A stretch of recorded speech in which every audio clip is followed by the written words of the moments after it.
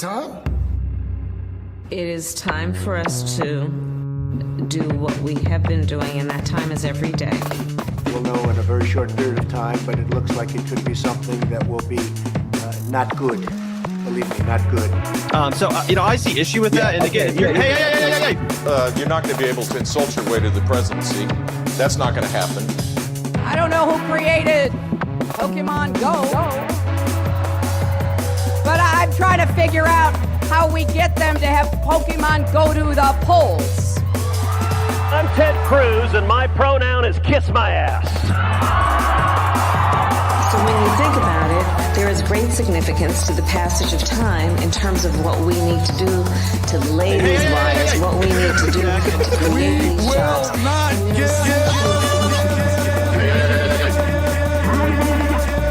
America is a nation that can be defined in a single word. I was going to Not good. Believe me, not good.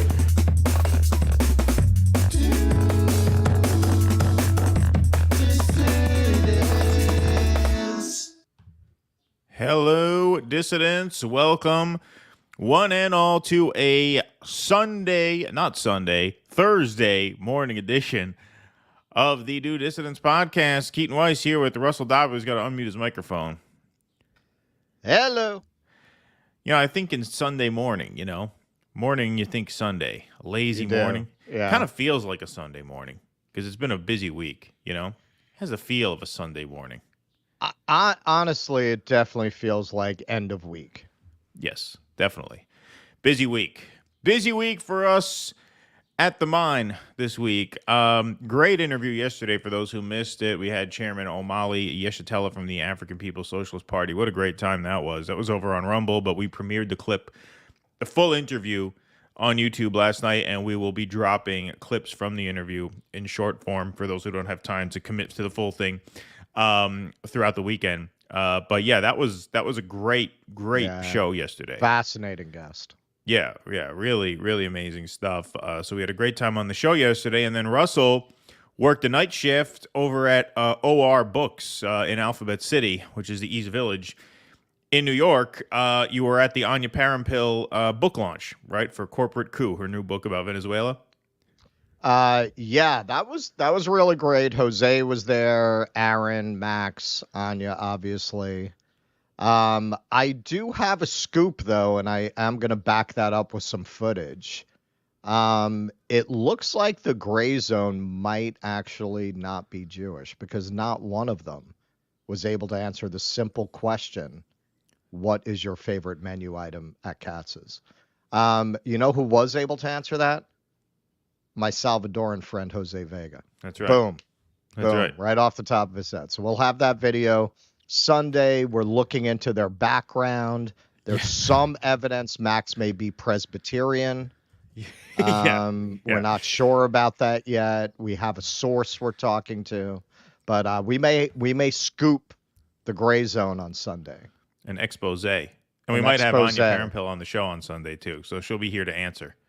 She will be here. In fairness, she also, Anya, I also interviewed her just a little bit about this. She was signing books. Just asked her a couple of quick questions.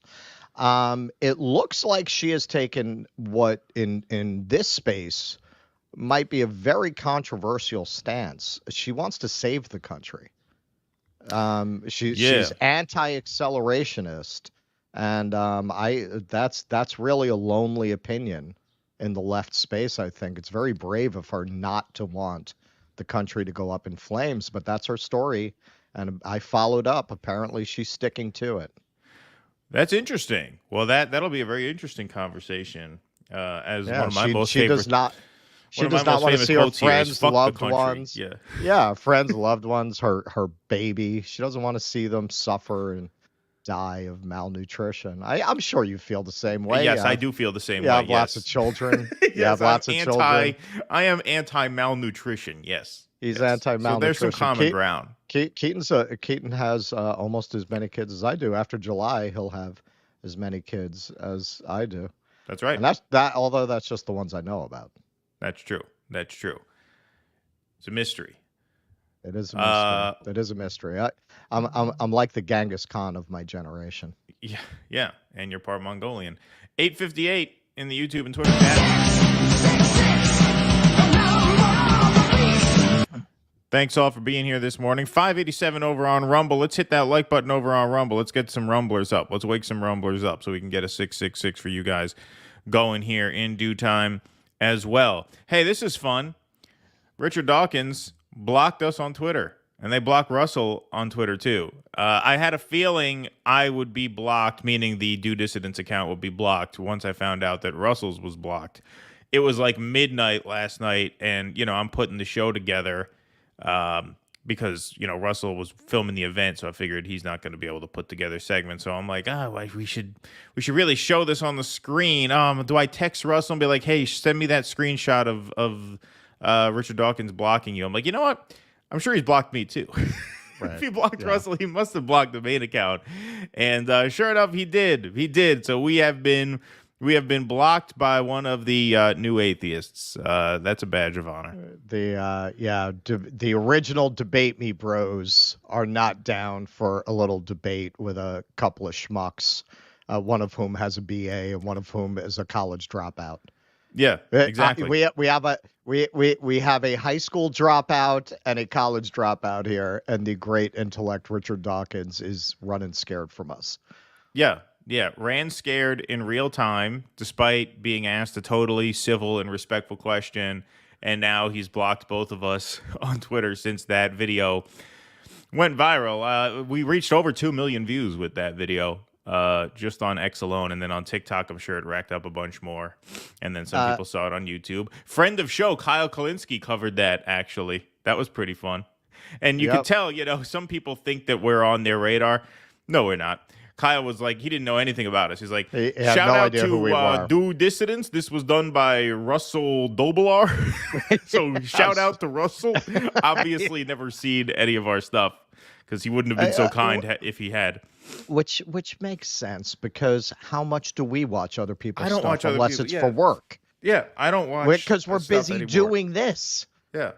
Like what? You think you think golfers when they get done golfing are like, you know what I think I'm gonna do? Golf. Yeah, watch golf. Let me watch some golf. Unless they're watching it because it's someone they're gonna play against, they gotta analyze it. I'm sure the last fucking thing they want to do is watch a golf game. Yeah. So I'm sure. So no, these people don't fucking watch us, man. Fucking Brianna, when I met Brianna, I was like, I was in LA. And she was like, oh, what were you doing? I was like, hosting Jimmy Dore. She had no idea. She had no idea, yeah. She had no idea. She didn't see that. But Dawkins, you know why I noticed? Because Dawkins is doing an event in, I think it's New Jersey. I think next month. And I was gonna say, can I get a press pass? And I looked up his ass. Show up there again. I was totally blocked. Oh, you asked the Dawkins account if you could get a press pass? No, I was going to. That's how I found out I was blocked. I was gonna be like, hey, you think I can get a press pass? That would have been great if it went through. If you asked them very politely, can I get a press pass? You're the account that posted the 2 million view clip humiliating him. Hey, great seeing you last week. Great speaking last week. You Let's send a cordial again. email, a follow-up email. Yeah, right. Great speaking with you last week. Let's do it again. But really, what a pathetic little fucking weasel of a man. Because these guys are the original Debate Me bros. Yes. Yeah, right? They started that whole culture. Right. All I did was ask him a question. It's not even like I did an action on him. It's not even like I went Jose on him. No, you didn't interrupt his panel and scream at him. No. No, I asked permission even, because I feel like when I'm representing myself as press, I have to follow press rules. Protocols, right. I have to follow protocols. I can't act like I'm doing an intervention. Right. So I asked him, and if he had said no, I would not have done it. He said yes. He gave me permission to ask him the question. It was a completely reasonable question. What, there is no slaughter in Gaza? He didn't even deny that there's a slaughter. Right. He denied that they're horrified by it. Of course it's not that they're horrified by the slaughter in Gaza. How do you even say those fucking words? But it just shows you. I talked to Aaron a little bit about that last night because he mentioned that he had noticed that I covered that, probably because of the Dawkins thing. And yeah, man, I mean, it's just such a fucking grift. I mean, they're just all grifters feeding a certain audience exactly what it wants to hear. It really is. It is the flip side of the woke grift. It is just all about feeding cultural grievance in order to avoid real issues. Yes, indeed. All right, let's we got 729 now over on Rumble. That's looking a little better. Left hand. Remember? Left-handed.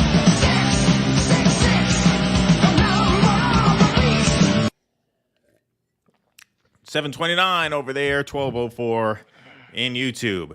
All right, let's get started, shall we? This is a video that went kind of viral on TikTok by a young man, 23-year-old man named Jackson Blomhard, who is a barista who lived abroad in Sydney, Australia for a while, and recently returned home to Columbus, Ohio. And he started crunching the numbers on his income versus cost of living and came to the conclusion that America is a scam.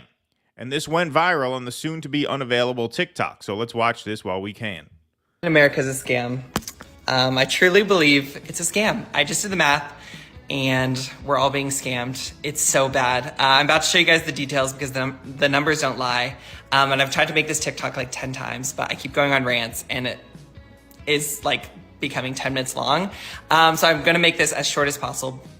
But if you don't know who I am, my name's Jax, and I just got done living in Sydney, Australia. I was there for a year, and then I just moved back to the States right before Christmas. And I've been having such a hard time like getting on my feet, and I was so confused why. And now I know money does not go as far here, and we're being scammed. And here are the details. Let me just show you. So we're gonna get right into it. So here are my weekly expenses in Australia. So I'm going to do everything based off of weekly expenses because that's what they do in Australia. That's kind of what I'm used to right now. So here are all my weekly expenses in Australian dollars, which is about 552 Australian dollars, which equates to about 360 US. That's my weekly expenses, across the board. In Australia, I made 32 Australian dollars starting as a barista. Very good wages. That's about 21 US dollars an hour. And that is not including, I've made very, very little tips, so I'm not including any of the tips, but that is my starting rate for like a weekday. On weekends, I made more than that. On public holidays, I made double, which they have like tons of public holidays. So if you're living in Australia, work every public holiday, trust, you'll make so much money. But yeah, that's my just basic. I just want to tell people, because as a lot of you might know, I was married to an Australian, so I am somewhat familiar with their customs. You know what they do on their Independence Day? It's Australia Day, the anniversary of the incorporation of the Australian state. They have a sausage sizzle, and they try to break their own world record of having the most inflatable, what they call thongs, what we would call flip-flops, right, in the water at the same time. No rah-rah, no militarism, no big fireworks. Yeah, we're going to have a sausage sizzle. Go down to the water. I got my thong right here. It's fucking, that's it. So what he's talking about, yeah, I mean, those are people who really, it's a very laid-back lifestyle. They like to enjoy life. They're in this very beautiful natural environment, and they really make the most of it. The Australians are people who their big thrill for the day is to take like a walk along the beach. It's a very nice way of life, and most people are not very far from the beach because everyone lives by that coastal area, because inland is the outback. What they call the outback is actually the inland, and that's, it was something I hadn't thought of. I asked my in-laws when I was actually in Australia. I said, what is it about Australia that inspired these Mad Max kind of post-apocalypse visions? Because actually, you have a very nice way of life here. So why would Australians in particular fixate on that? And their answer was something I hadn't thought of. They said the outback. The outback is this barren, scary kind of place to them. It's their, almost subconscious. It's the subconscious of Australia. So it's a vision of the outback as Australia. Right.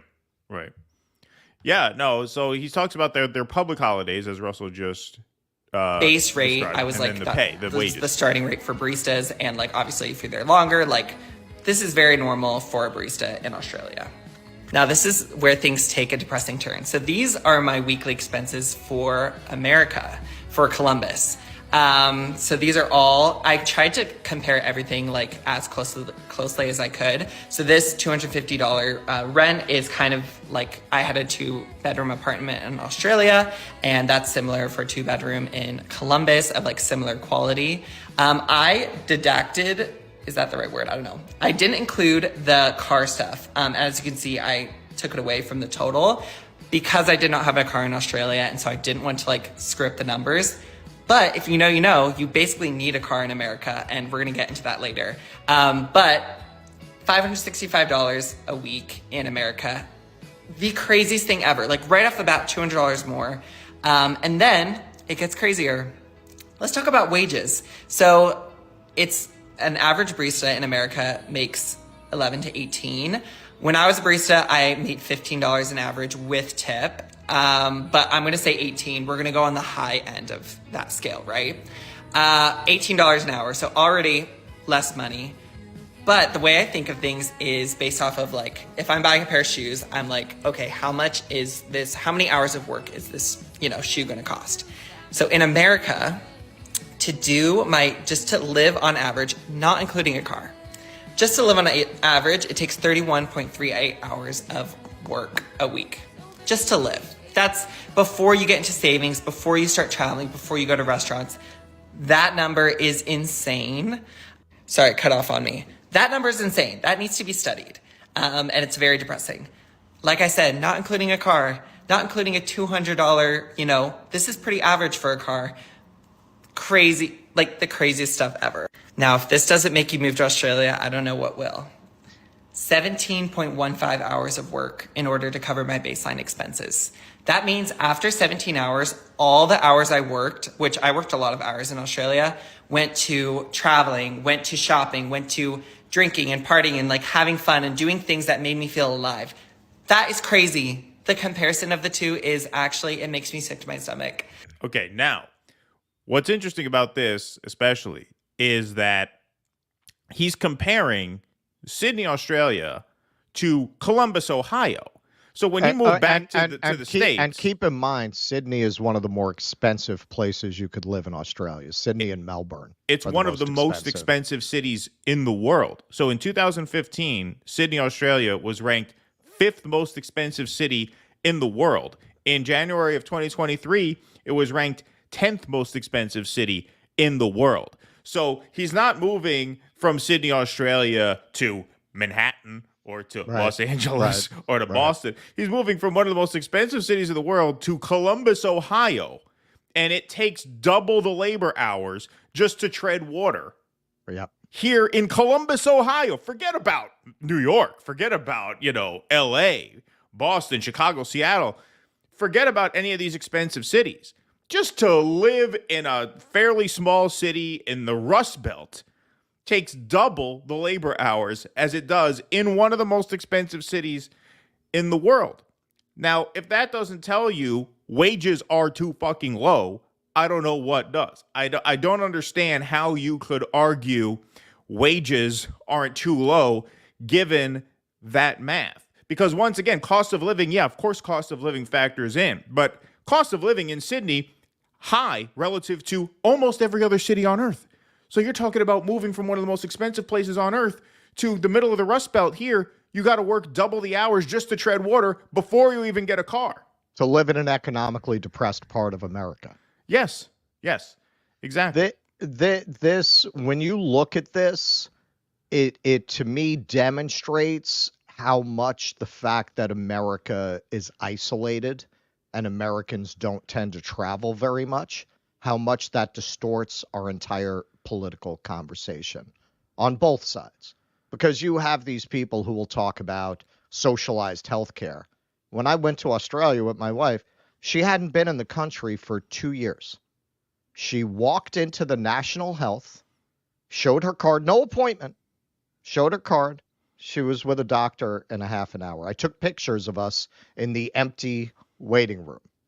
So if you're going to hear, if you're in America, secondhand about socialized healthcare and the horrors of socialized healthcare, if you actually see it, I'm not saying there might not be problems with it. Certainly not problems that I've ever heard or witnessed equivalent to the problems with our system. Right. People talk about, oh, well, you got to wait for surgery. Motherfucker, here, you can't get the surgery. Right. You can't get it. Would you rather wait for it, or would you rather not be able to even get it? And you think you're not going to have to wait here, even with insurance. So people's idea of what the world is like and what is possible in the world is very distorted because they've only lived in this Thunderdome hellscape of this hyper-capitalist corporatocracy. They've never seen any other system. They've never seen how it is other places. I think that distorts on both ends. You look at this video, I'd love to show it to all the people, all the peasants who got so upset when we supported the minimum wage increase in California. It's saying you don't understand economics. Well, okay, they have a $21 starting minimum wage there, and it doesn't carry over to the cost of things, clearly. Because he actually had to work less there. Right. You have so it's way not more like surplus hours that Right. you can put towards savings or, leisure or whatever.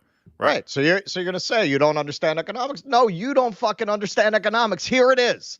Here's Right. a country that has actually done this, as most industrialized countries have. Most industrialized countries have a living wage. You know which ones don't? The shitholes. America. England. England is more like us than any other European country, and they struggle there too. They also have a minimum wage that, while not as outrageous as ours, is not as generous as it is in most other Western industrialized nations. And then on the other side, frankly, when you have people who support very extreme solutions to the iniquities of capitalism, like communism, like Maoism, usually you talk to them. Have you ever been anywhere? They haven't really traveled. Have you ever seen a system that was not to that extreme, but not to this extreme? Like, you go to Australia, I'm not saying there's no problems there. Right, of course. Every place has problems, but it's pretty fucking chill, man. Like, it's not a bad place to live. Every year, when you look at the happiest countries on earth, they're all these social democracies. They're all, with very strong social welfare systems. The Scandinavian countries, Australia is always in the top 5. Sometimes it's number 1. So I think part of our whole political conversation in America is unfortunately distorted by our geographical isolation. It's like an outrageous number of Americans that don't even have a passport, like a lot. It's a huge number. I can't remember the exact percentage, but it's shocking. People who have just never left the country, and they've never seen anything. And then they want to argue the one extreme. Well, you can't raise wages because it's just going to be passed on to prices because they've never seen any different. And then you got the other extreme. It's not possible to have a system with capitalism where people are not, horribly living in poverty because they've never seen one. Yeah. And on this mostly fabricated issue of wait times, right, in countries with socialized medicine. And I say mostly fabricated because it's true. If you need knee surgery, if you're having trouble getting around and you need a surgery on your knee so you can walk better, right, you might have to wait a little bit longer for that in a country with socialized healthcare than you do here. You know why? Because there's a longer line. You know why? Because everybody has healthcare. Everybody gets the surgery. So you have to wait a little longer. Exactly. Now, if you have a tumor that's about to spread and you need to take it out right away, you get the surgery right away. You don't have to wait for that kind of thing. Exactly. Right. It's not like you wait for your chemotherapy. Right. Exactly. If time is of the essence and it's life or death, you get that care very quickly, just like you would here if you either have insurance that'll pay for it or you don't mind going into debt $300,000. Oh man, I have insurance. I've mentioned it before, man. I destroyed my hips biking. You know how long for me to see an osteopath? Fucking 6 months. Yeah. Yep. 6 months. So that's our wonderful, not socialized healthcare. 6 months. Right. Indeed. All right. Patrick Donahue. Some reference Russell Brand did a piece on Gaza genocide and did a whataboutery effort on it. Any word on what he said? Sad to hear if true. I watched a little bit of his RFK interview this morning to see if we might want to cover it. I was not impressed with what I saw. I mean, he pushed back on RFK, kind of, but he didn't really stick with the debate. He just kind of moved on. Like, he let RFK spin his bullshit, and then he just changed the subject. So, I was not impressed by that. If that's what people are referencing, maybe there's something else. I don't know. Like I said, like Russell said earlier, we don't really watch much stuff anymore. We don't have time. But speaking of, okay, so I mentioned in a few episodes ago that I actually was watching the Inception level commentary of the Vanguard. This is what it was. I couldn't even remember what it was. It was the Vanguard was commenting on Kyle Kulinski, commenting on Russell Brand. Right. And what the bottom turtle was about, the Russell Brand part, was actually that he was announcing that he's getting baptized. Yeah. And I got to go with Kyle's take on that, actually, especially after having gone to the dissident dialogues. I have a very different perspective on people like Russell Brand. Like, yeah, is he signaling to a certain audience that's going to get off on that? Yeah, fuck yeah, he is. Fuck yeah, he is. I think so too. So if he wound up both sides in Gaza, that doesn't surprise me, because why is he getting baptized? Really? Russell Brand really believes that he needs to give me a fucking break. Who's that for? Yeah, no, I agree. I agree. And perhaps that's what people are referencing. Like I said, I'm not sure. Hey, here's Jose Vega, Orcas for president. Yeah, we have a little piece on the Orcas later. But yeah, the Orcas are back. We want to end with the Orcas. I like to end on a high note, Yeah. You should really go back and see our Marianne coverage. That ship has sailed long ago. We might actually do something. I saw who posted it about how Kyle just flipped on third parties. Yeah, he's back in Jill Stein now. He's back in Jill Stein now after all the shit. Yeah, Indie News put together a little reel of that. Maybe we'll do that on Sunday. But yeah, he endorsed Jill Stein in a birthday message. Listen, this is what I'll say. If you notice a little bit of a difference in my tone going forward, like I said, man, the dissident dialogues definitely made an impression on me in terms of how much of the space is a grift and how much of this format encourages infighting in a way that doesn't really benefit us. Like this basic tone that we've certainly taken, we're guilty of it, and that's why it's a change for me. Yeah, I'll go after what I think is wrong, but we have to stop creating an environment where we can't even ally with people on what we agree with. Because, and this is what's really hypocritical about it. We'll ally with Josh Hawley when he's right, but the only people you won't ally with are people who are generally on the left that you disagree with on certain things. Those people are verboten. We've been guilty of it. I think me more than you, but yeah, I'm trying to. you approve that message. Yeah, I endorse that. That's where we both have our triggers. Keaton will alienate Thomas Frank. I'll alienate everybody else. Right. So I'm trying not to. Calling out bullshit is calling out bullshit. I'll always do that. But making people verboten, you can't, to the point that you just can't work with them on anything. We got to stop that. No, I think it's good that he endorsed Jill Stein. Why not? Who cares? right? Take Rather what have you him can endorse Jill get. Stein than Joe Biden. I mean, that's a win, you know? Sure. Indeed. Bonzo Beans feels like end of world. Thanks, Bonzo Beans. Russ, I'm your long lost son. Can I borrow some money? Says Raven Last. Yes. Thank you. Man. That beach in Ireland. I knew that was risky. Yeah. Is Max tall? I feel like Max is taller in person. He seems like a you tall guy. know, you're the second person who said that to me. He's actually not tall. He's about 5'8"ish. Aaron mid. It's mid. He's mid. Aaron is around my height. Oh wow. He's like a little bit taller, but not much. He's mid. Sparky Dawkins. He's down here with me. There you go. Dawkins was intimidated by you two roughneck rogues. Yeah, seriously. Yeah. Very, very intimidating guys we are. I'm on the side of the kids, says Bill Burr. Thanks, James Van Der Zanden. We're getting to that in due time as well. Rania Kolick destroyed Piers Morgan. Yeah, Norm was on Piers Morgan again, too. Those debates I really don't have time for because they're so long. But yes, that would not surprise me to learn that she destroyed Piers Morgan. Okay, let's move on here.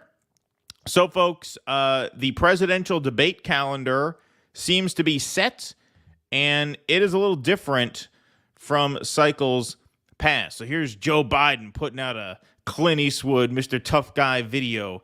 Donald Trump lost 2 debates to me in 2020. Since then, he hasn't shown up.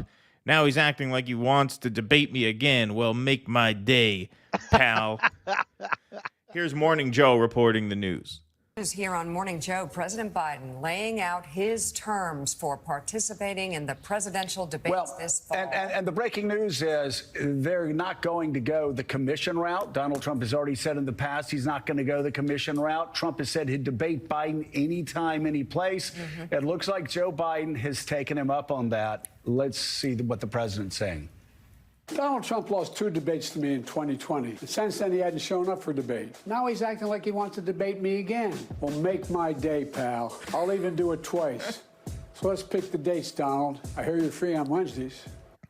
Oh, wow. Oh, my God. Wow. Oh, stick burn. That was straight down the middle. For anyone who doesn't know, that's when the court is in recess. Right, yeah, exactly. For anyone who doesn't know, that's when the court is in recess. For anyone who has a life and doesn't follow the day-to-day developments of this bullshit Trump trial, that's what he's referencing there when he says, I hear you're free on Wednesdays. But look, I mean, they really love that line. Pick the dates, Donald. I hear you're free on Wednesdays. Oh, wow. Oh, they're such pigs. That was straight down the middle. For anyone who doesn't know, that's when the court is in recess. Right, yeah, exactly. Like every campaign statement, like every point of Biden's is like an inside joke to the lib base. Like, I hear you're free on Wednesdays. I didn't know what the hell he meant by that. I assumed that's when the court is out of session. I just put that together in my head. But I had to think for a second, what do you mean free on Wednesdays? It wasn't like, oh, what a burn. Everybody knows court's out of session on Wednesdays.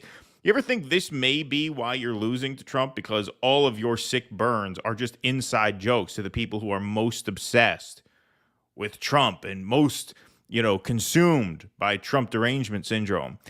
It appeals to no one else. It appeals to no one else. It's just amazing that they think that was so good. Yeah. Watching that clip in particular gives me flashbacks. There is no one more devoted than the convert, and I watched this kind of garbage for many, many years, and just the whole tone of a show like that, it's really meant to make its viewers feel like they're getting the inside Washington conversation. And so by absorbing that narrative, you're an insider by implication, right?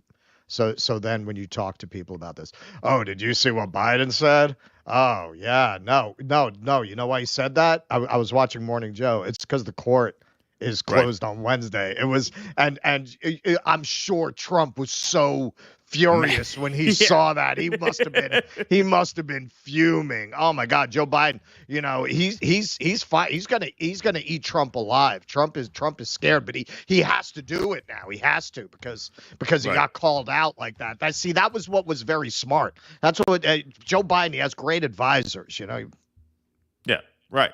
All of a sudden, you're in on it. You're on the campaign team. You're in the inner circle. You're on the campaign team. That is the whole purpose of that, chummy conversational thing. And Al Sharpton, what a disgusting fucking whore. And as I've mentioned before, if you're not from New York and you're not old like I am, you might not remember Al Sharpton's origin story. Al Sharpton first came to visibility because there was a woman named Tawana Brawley who falsely claimed that police had assaulted her. And he basically rode that to public prominence, and the whole story fell apart. And he was never willing to admit that the story was false. He just took the, even if they have pictures, deny it tack. And this is part of why Giuliani got popular, man, because Giuliani, when he got elected, Sharpton demanded a meeting with him. And Giuliani said, "We've wasted enough time with Sharpton and the rest of these clowns. They don't represent anyone but themselves." Okay. You know what? When you have clowns like Sharpton representing the so-called left, you leave a lane a mile wide for a guy like Giuliani to say something like that and gain the public's affection. So this is from NPR. Biden and Trump will debate in June and September, but the terms have changed. So you notice 2 debates. So when Biden says in that video, "I'll even do it twice," you're supposed to have 3 debates, not 2. Okay? They only had 2 last time because Trump boycotted one of them for God knows what reason. I forget exactly what the details were. But you're supposed to have 3, and they're supposed to be in the fall. They're supposed to be post-Labor Day. That's kind of the point of them, is they're supposed to come right before the vote. To have one in June seems insane to me. But anyway, Biden and Trump will debate in June and September, but the terms have changed. President Biden and former President Donald Trump have agreed to a pair of presidential debates hosted by television networks, circumventing the schedule and traditional format proposed by the Commission on Presidential Debates. Biden and Trump will first debate on June 27th. The event, hosted by CNN and announced by the network and the respective campaigns, will not feature an audience and will take place at CNN's Atlanta studios. Now, when they say this is a departure from traditional format, usually the debates are multicast. Channel 2 has the debate, Channel 4 has the debate, Channel 7 has the debate, CNN, Fox, all the networks get the debates because it's in the public interest to give everyone access to the presidential debate. One network does not typically, not ever, to my knowledge, get an exclusive on a general election debate. Primary debates, they've done that. It's a remnant of the public airwaves precept. Exactly. In the primaries, some networks will have the rights to a debate on one day, but this is unprecedented to my knowledge that one network has exclusive airing rights to a presidential debate in the general election season. The second debate, hosted by ABC News, will be September 10th. A location has not yet been announced. The dates were set Wednesday, hours after Biden's campaign announced he would not participate in the process that the nonpartisan Commission on Presidential Debates had proposed. The campaign laid out their own terms instead. Trump responded to Biden's call in a post on his Truth Social platform, saying he was ready and willing to debate Biden, and his campaign called for additional debates in July and August as well. "Crooked Joe Biden is the worst debater I have ever faced. He can't put 2 sentences together. Crooked is also the worst president in the history of the United States by far. It's time for a debate so that he can explain to the American people his highly destructive open border policy, new and ridiculous EV mandates, the allowance of crushing inflation, high taxes, and his really weak foreign policy, which is allowing the world to, quote, catch on fire. I am ready and willing to debate Crooked Joe at the 2 proposed times in June and September. I would strongly recommend more than 2 debates and, for excitement purposes, a very large venue. Although Biden is supposedly afraid of crowds, that's only because he doesn't get them. Just tell me when. I'll be there. Let's get ready to rumble. The RNC had said in April 2022 that it would quit the Commission on Presidential Debates because of concerns about the timing of debates and over accusations of bias. Biden campaign chair Jen O'Malley Dillon said the president was willing to take part in 2 debates hosted by broadcast organizations, but she said the commission, which has hosted debates since 1988, is out of step with changes in the structure of our elections and the interests of voters. The commission had announced back in November that there would be 3 debates in September and October, as is the norm, but O'Malley Dillon said its schedule begins too late after tens of millions of people had cast their ballots in early voting, and said the commission failed to enforce debate rules in 2020, i.e. letting Trump, scream all over Biden in the first debate, which we'll get to in a second. Biden's campaign also objects to the audiences, which it described as raucous or disruptive partisans and donors who consume valuable debate time with noisy spectacles of approval or jeering. I would file that under democracy too. British Parliament, they scream at each other like that signal of booing, clapping, jeering. That's audience input. Yes. However, the point that they're making in terms of who's actually in that audience is absolutely right.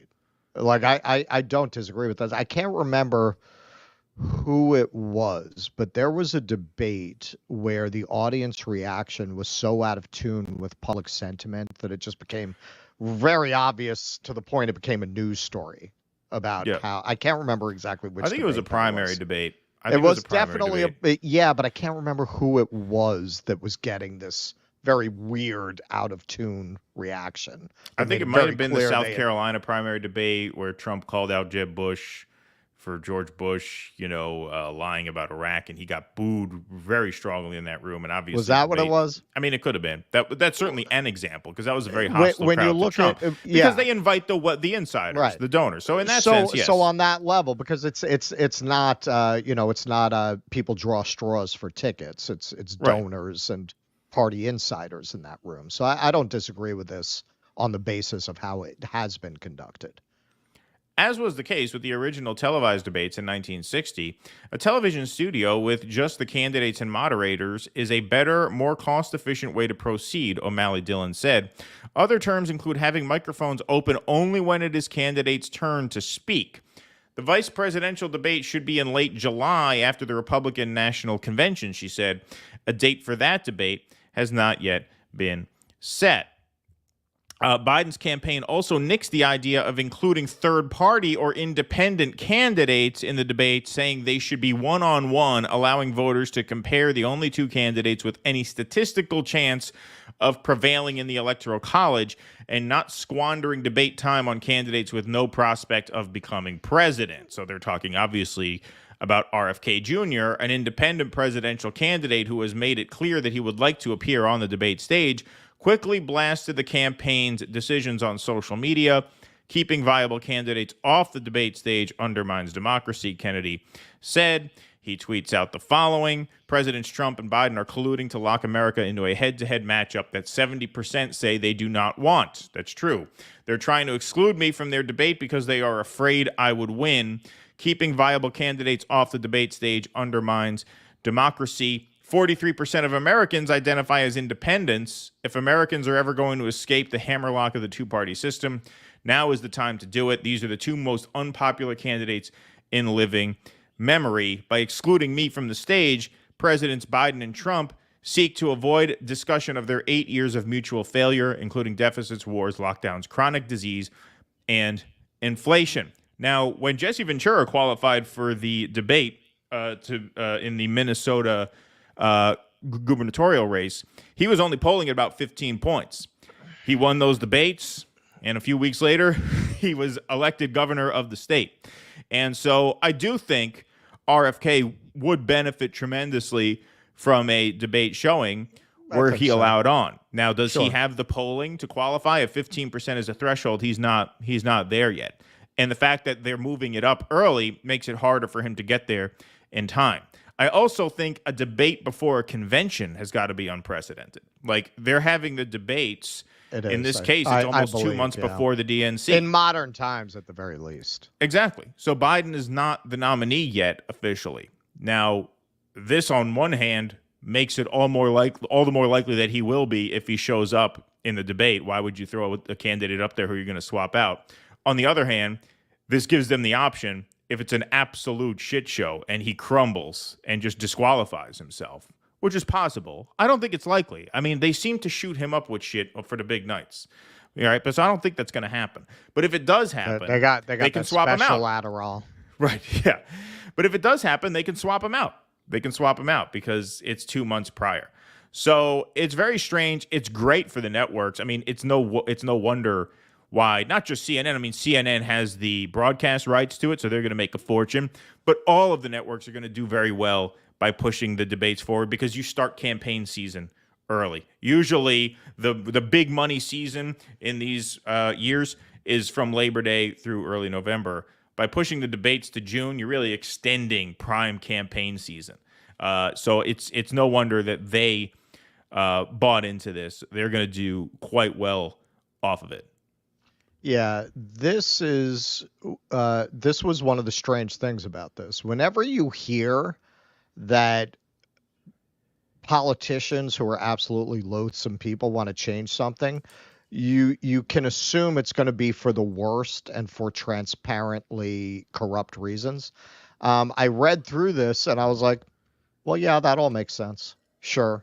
Right. I mean, the idea that the debate shouldn't take place until the fall is an outdated notion. They're not wrong about that.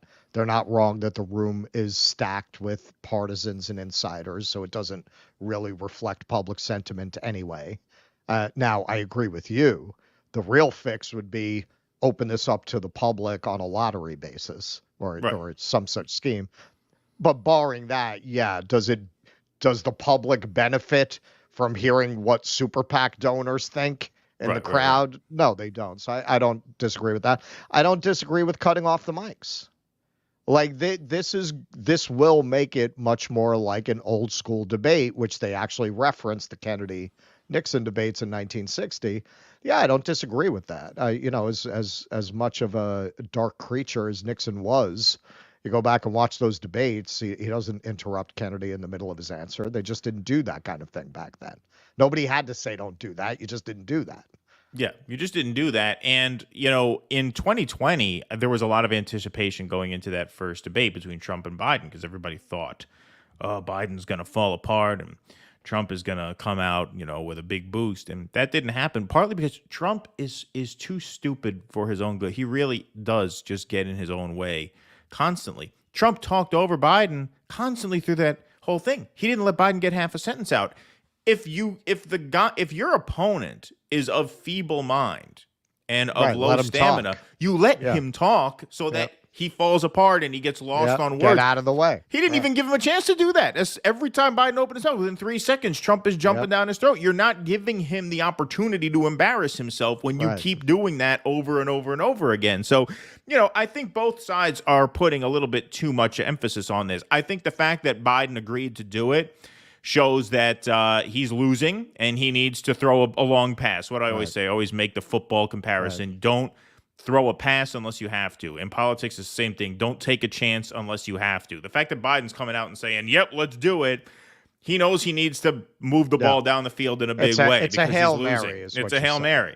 Yeah, exactly. And most Hail Marys fail. Some Hail Marys are intercepted and they backfire, right? So this could backfire on him. But when you're losing, you have to take those chances in order to get back in the game. And I think that is why he said, all right, let's do it. Game on. I'm sure the party likes having it in June, too, since if he does just have a total meltdown, they can say, okay, you're out. We have time to make a change at the convention. Like it gives you a good opportunity to actually get one debate out of the way before you have to make that final decision in Chicago. Yeah, and speaking of Chicago, this came up a lot at the Anya book launch last night. because I mentioned to a few people, they were asking about when I'm going to be hosting for Jimmy again. I was like, probably I'll see him in June at the Jose fundraiser. And then after that, we're both going to cover the convention. And a lot of people were saying, well, is it going to go online? Is there really going to be much to cover? It sounds like they're going to organize it in a way that people aren't really going to be able to cover anything there. I mean, it might be. It might be. Maybe. I mean, when they talk about going online, we talked about this in a previous episode. They're talking about having a lot of speeches video conferenced in. So you'll still have a convention hall with a gathering. You just won't have as many in-person speeches so that they can't be interrupted by protesters. I mean, a protester's not likely to get up and scream at someone being broadcast over video on a pre-recorded thing. You could just drown them out with a sound cannon or whatever pretty easily, causing minimal disruption. But I think you guys will still have plenty to cover. I mean, the major speeches are still going to be done in person. Yeah. My big question is, okay, on the one hand, Brandon Johnson has stated, as we covered in the Politico article, the protesters have a right to protest. So that sounds like he's not going to pull a Daley, which in the modern era, I think would mean penning up anyone who's not a delegate so far away that you might as well not be there. It sounds like he's not going to do that, but he's going to face tremendous pressure to do something like that. Oh yeah, absolutely. Because it's going to be such fodder for conservative media to have, the convention marred by protests. Just that alone is bad enough press. But then there's this progressive mayor who's hamstringing the police and letting protesters run amok throughout the city. I mean, that's a wet dream for Fox News, So there's going to be a lot of pressure on Brandon Johnson not to give them that win. Yes. I don't know. We're going to have the 4 horsemen out there. Yeah. Me, Kit, Nick, Jimmy. That is going to be the best coverage of this convention you can find anywhere. Actually, I mean, the 4 of us are going to have to talk about this, like how we're going to coordinate the coverage. It is going to be cool, but a little dangerous in a way. Like, like Jimmy's famous, like to throw him into a pen of protesters. Like, how's that going to go? Like we need to talk about these things. That's true. We want to plan it out a little bit. Sparky, thanks for the $5. I guess the Outback is like the Forbidden Zone in the original Planet of the Apes movie from 1968. By the way, I charge you too with scientific heresy. Thank you, Sparky. Ironically, America pays for both Ukraine and Israel's socialized medicine. That's right. Thank you, Sparky. Vicky Blair, thank you very much for the $10. I have a conservative religious friend who moved to Australia complain about their health care because massages aren't always covered. I almost cried. I have no insurance. Wow, that's funny. Aren't always covered. Wow. What about the happy ending? Yeah, exactly. Well, that definitely. I mean, that increases you got it. Yeah, you got to get private insurance for that. Yeah, those are the marquee plans. Nina can smells bullshit. At asthma doc appointment 4 months from now. Yes, we are established, and that's the first available appointment. Who's slow and inefficient? Wow. Yep. Good point. Thank you, Nina. Cool Blue. Dude Dissidents first came to my attention with August 22 response to the Vanguard trying to ambush Aaron Mate. I haven't watched them since. It's funny. Aaron thanked Russell for that video last night, apparently. He did. Apparently, he watched it and liked it. I had a feeling he watched it because he gave us a follow on Twitter long before he'd have known who the hell we were, unless he saw that. He appreciated the humor. What was funny is he didn't remember the name of their show. Of the show, right? it was like, yeah, I want to thank you for defending me from those guys. I don't even remember their name, those dumb guys. I was like the Vanguard. It was like, yeah, their questions were so stupid. Yeah. Yep. Funny stuff. J.K. Michael, 1167, thanks for the $1. Asking questions is now violence, I guess, according to Richard Dawkins. Exley Confidential, would they have iced Bernie if he really fought, or is he just a Borg now? Well, we did a whole thing on the Jimmy Dore show. It's just an impromptu segment about was that campaign more of an op or, in the results, how it turned out. And so I would refer you to that. I'm in the process of looking more at things in this school of thought. Interestingly, right when Candace Owens is really promoting chaos, which literally is sitting to my right and is next in my queue, after I read Anya's book, because we're obviously going to have her on to talk about it.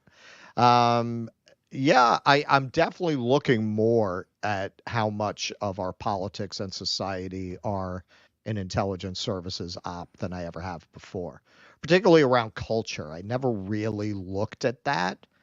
I think I shared the assumption most people have that culture is organic and dynamic and can't be controlled that way because you can't predict the zeitgeist well enough to do that. But I'm starting to question that assumption. Well, I also think Hedges really had Bernie's number from day one, which is like, look, they let him exist as an independent in Vermont because they know that he's really an independent in name only.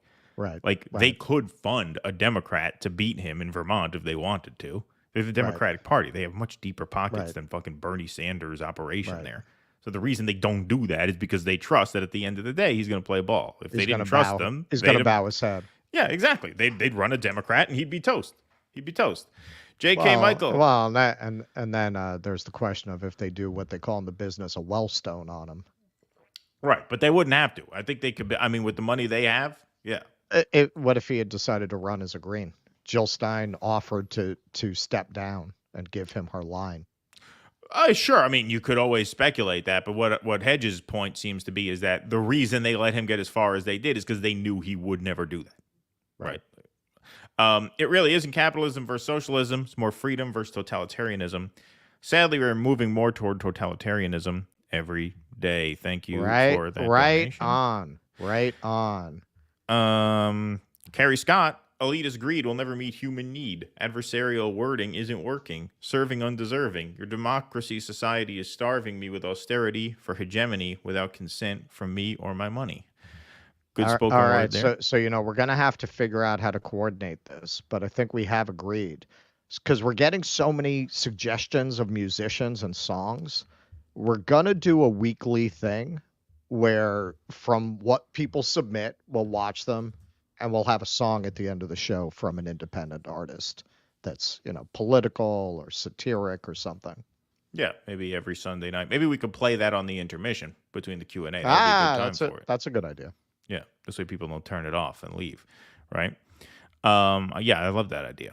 This way we don't have to worry. I mean, the musicians will obviously give us the access to play their stuff for copyright. We'll get permission, sure. But we wouldn't have to do it because sometimes YouTube, it's like even if you have permission from the artist, it'll be automated where you have to fix some fucking If you do it on the Rumble switch. You do it on the Rumble switch, boom. If you have permission, you just play it. Yeah, so that's a good idea. So yeah, send submissions if you're a musical artist, dodissidents@gmail.com.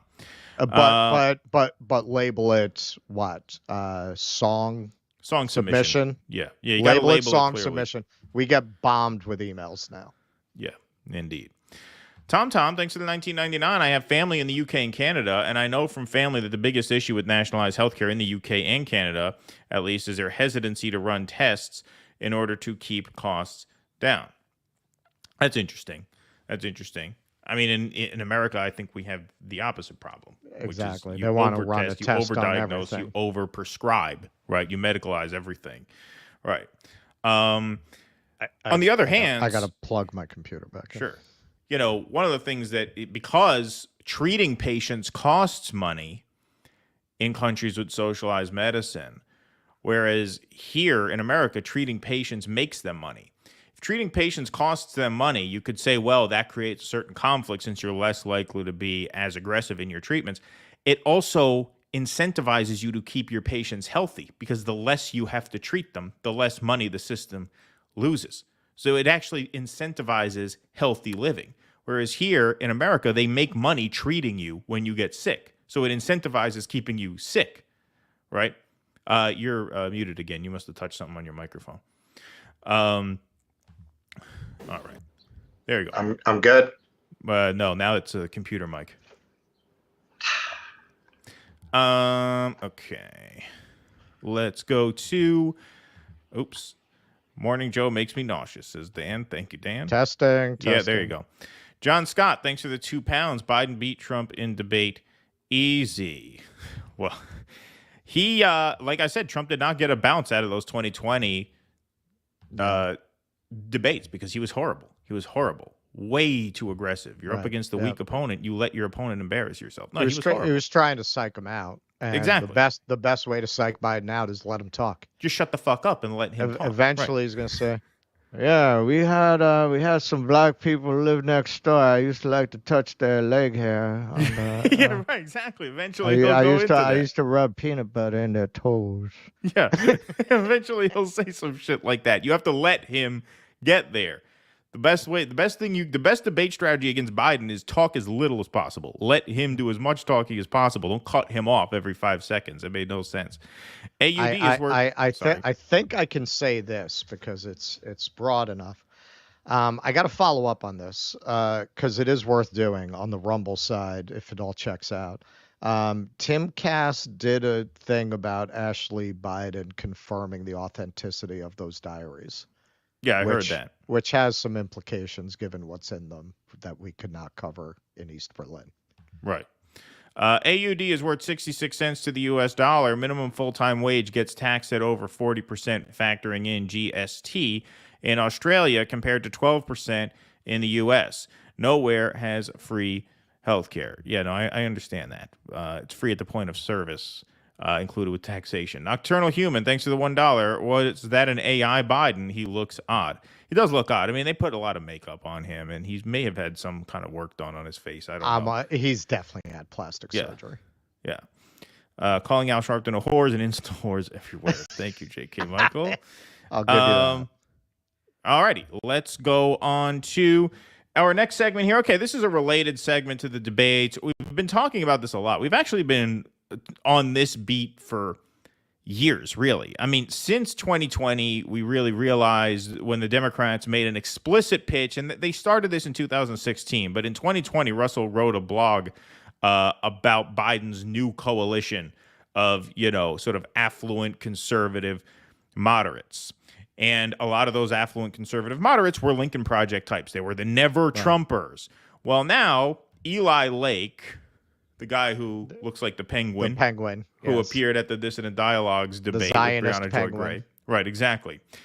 He wrote an article that basically seeks to prove the thesis that the never Trumpers are now becoming never Biden voters and actually warming to Donald Trump, which is a danger that we always thought, or we always thought that was a risk that the Democrats were taking going down this road. But he puts it in words here. Joe Biden's threat last week to freeze arms shipments to Israel, along with reports that his administration is withholding intelligence about Hamas's leaders' whereabouts, has reverberated throughout U.S. politics.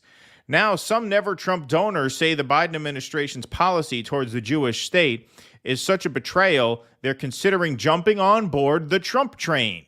Call it the rise of the never Bidens, donors who once were more worried about Trump but now see Joe Biden's bid for a second term the greater threat to America. The Free Press spoke with 4 donors who contributed tens of millions of dollars in the past election cycle. They say they are reconsidering their political giving in light of the president's approach to the Israel-Hamas war.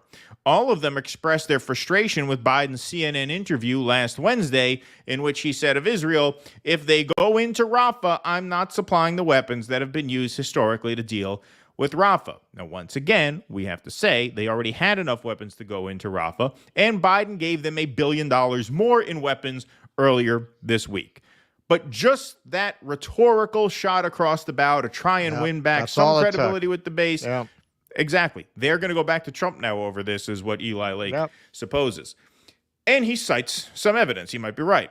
Cliff Asness, a Republican donor who says he spent well over 7 figures to support Trump's primary opponent, Nikki Haley, told the Free Press that my never again is trumping my never Trump these days. Biden is a huge disappointment, really a moral outrage with this arms embargo being only the latest and greatest outrage, continued Asness, the co-founder of AQR Capital Management. Despite my long opposition to him, this makes me more likely, though I haven't quite gotten there yet, to see Trump as the better of 2 bad alternatives. Asness is not the only never Trumper to move to the never Biden camp. Billionaire entertainment mogul and major Democratic donor Haim Saban, who we covered last week, wrote of Biden's policy switch in an email to 2 senior White House advisors last week. Let's not forget that there are more Jewish voters who care about Israel than Muslim voters that care about Hamas. And as we covered last week, that is just such a loaded, bigoted statement. It's just unbelievable. And after CNN aired Biden's comments on Wednesday, hedge fund billionaire Bill Ackman, a registered Democrat, took to X to call the move one of the worst acts against an ally of a sitting president ever. Really? Wow. Hopefully, this means he won't be sitting for longer, meaning he wants him out. David Friedman. Let me do a buck as you read this. Yeah. Yeah, right. Yeah, exactly. Yeah. David Friedman, who served as Trump's ambassador to Israel and has been in touch with many Trump skeptic Jewish donors, though he has no official role on the campaign, told the Free Press that he has seen more Jewish money coming in for Trump in the election. I think the announcement on Wednesday, he said, referring to Biden's arms decision, was the last straw for people who were already leaning very close to going for Trump. He continued, "There is clearly a change going on. People who are active in politics with big money, people who were never Trumpers or reluctant hold-your-nose Trumpers, are telling me that Trump has to win." Michael Granoff, a managing partner of Maniv, a venture fund dedicated to clean transportation technology, told the Free Press that he voted for Joe Biden in 2020, but has lost confidence in the president. "I am not voting for Biden. I'm not saying I'm voting for Trump, but it's a non-zero chance now." Granoff was a staffer on the Clinton-Gore campaign and was a close friend of the late Senator Joe Lieberman. These days, he calls himself a political independent. He has given to campaigns for Representative Richie Torres, the Bronx Democrat. Yes, shocking, who has emerged as one of the most pro-Israel voices in Congress, as well as former Representative Liz Cheney, who broke with Trump after January 6th. Let's see here. Last Thursday, Bill Ackman reposted a statement from Trump blasting Biden's decision on his social media platform, Truth Social. "Crooked Joe Biden, whether he knows it or not, just said he will withhold weapons from Israel as they fight to eradicate Hamas terrorists in Gaza. Hamas murdered thousands of innocent civilians, including babies, and are still holding Americans hostage if the hostages are still alive." Though Ackman contributed to both presidential campaigns of Barack Obama and Al Gore and gave $1 million to Representative Dean Phillips' primary run against Biden this year, he has more recently declared himself a centrist who will vote and support whoever is best for our country, regardless of their party affiliation. And now he seems to be leaning toward Trump. In a comment under Trump's statement, Ackman wrote simply, "Real Donald Trump speaks the truth." So these...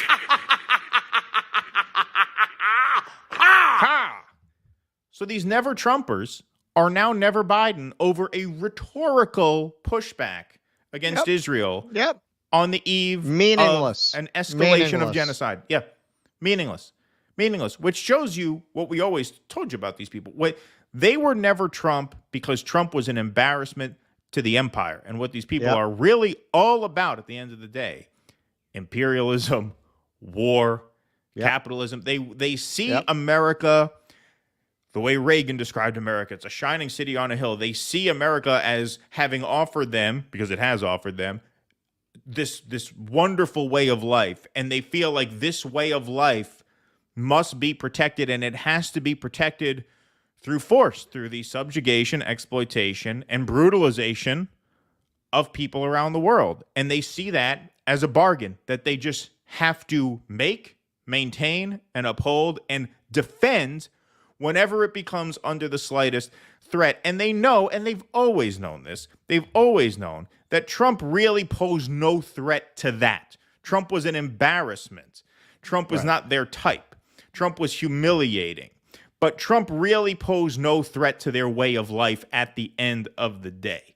And so when the choice comes to actually, you know what? I can't even finish that sentence. I was going to say, when the choice comes to give an inch on empire or double down, they're going to choose to double down. But Biden's not giving them an inch. Like, I can't even say that. He's not giving them any. He's not doing anything. He's given Israel everything they've wanted.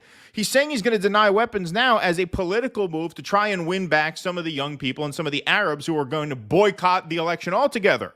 And they can't even handle that. It just shows everything they told you they feared about Donald Trump, they didn't actually fear. They had no fear of it whatsoever. And if this is not evidence of that, the fact that they are willing to back him over Biden now, over nothing, shows they never feared Donald Trump for the reasons they told you. Well, of course they didn't. At the height of Russiagate, Nancy Pelosi, presiding over the House, passed a bill expanding Donald Trump's spying powers.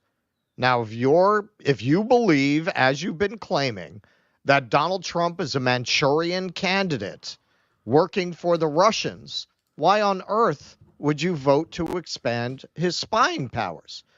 That would be a non-starter. He's a traitor. He's working for Putin, right? They never believed it. It was always a show.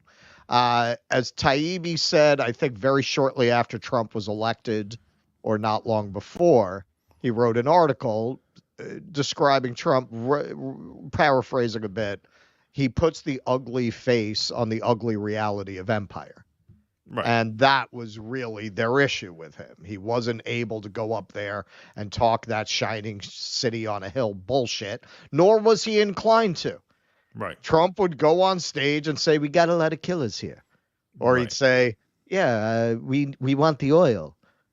You don't say that. You go up and you talk about incubator babies, or you build up whatever regional tyrant you want to overthrow as the worst tyrant since Genghis Khan, friend of show Genghis Khan.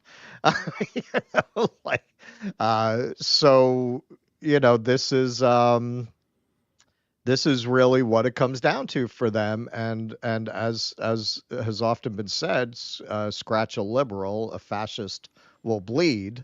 These people are basically liberals, ranging roughly center right, center left. I mean, they have the same basic politics. That's why Bill Ackman, that sums it up very well. He donated to Richie Torres and Liz Cheney. That is the political range of these people.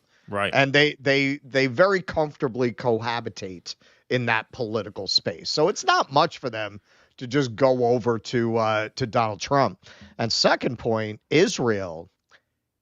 This is a great example of how, for this kind of person, Israel is the Third Reich, because as much as they might be dedicated to certain geopolitical principles, they wouldn't do this because they disagree with Biden's decision on, say, Ukraine.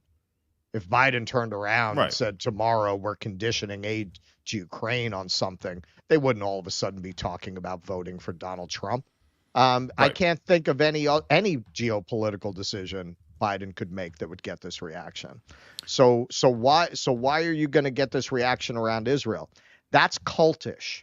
That's going beyond geopolitics. That's more the way a dedicated Nazi would have reacted to an insult against the Reich than it is the way a real politic neocon would normally react to an extremely minor and mostly for show diplomatic statement. You are insulting the honor of the German people. That's what that is. Yeah. And that's really all it is. That's what's really amazing about that story, and how you have all of these people of influence willing to hold their nose and vote for the guy that they told you was Hitler. That's why. I mean, these are not, like you said, if you're donating to Richie Torres and Liz Cheney, okay, like you are basically donating to the status quo, to the maintenance of a certain system, right? Richie Torres to the left of Liz Cheney. Liz Cheney is not a moderate Republican. She's an anti-Trump Republican, but she's actually an extremely right-wing Republican. And Richie Torres, obviously, she doesn't hate the gays, though. They have to hang their hat on. Right, exactly. Richie Torres, obviously a liberal from the Bronx. This is Bill Ackman playing the cards. Okay, I'll support the right wing of the status quo maintenance machine where I have to, because they're going to win in Wyoming. And I'll support the left wing of that, Richie Torres, because he can win in the Bronx, and we don't want an anti-Israel candidate winning in the Bronx. So it doesn't really, like, your ideology doesn't really matter to these people. They can manage the system as long as they have people in there whose loyalties to the system trump whatever ideological convictions they may have. Basically, they want people they can buy. These are rich people. They want politicians they can buy. They want politicians who will maintain a status quo the way it is.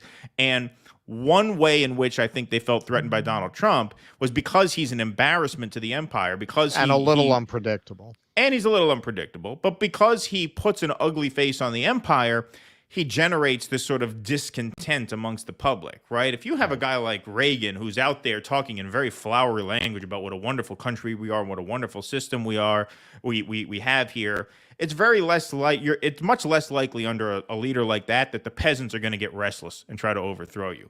Trump, when he's throwing out these red pills every now and then and talking in very kind of dark and cynical terms about the country, American carnage, right? That creates some kinetic energy at the rank and file, and they can overthrow you, and they don't want that. So whether you're a right-wing Republican like Liz Cheney or a fairly progressive Democrat like Richie Torres, I mean, Richie Torres is not far from a squad member, except for Israel because he's bought and paid for by the Israel lobby. I mean, Richie Torres' voting record is pretty liberal as Democrats go. That doesn't matter.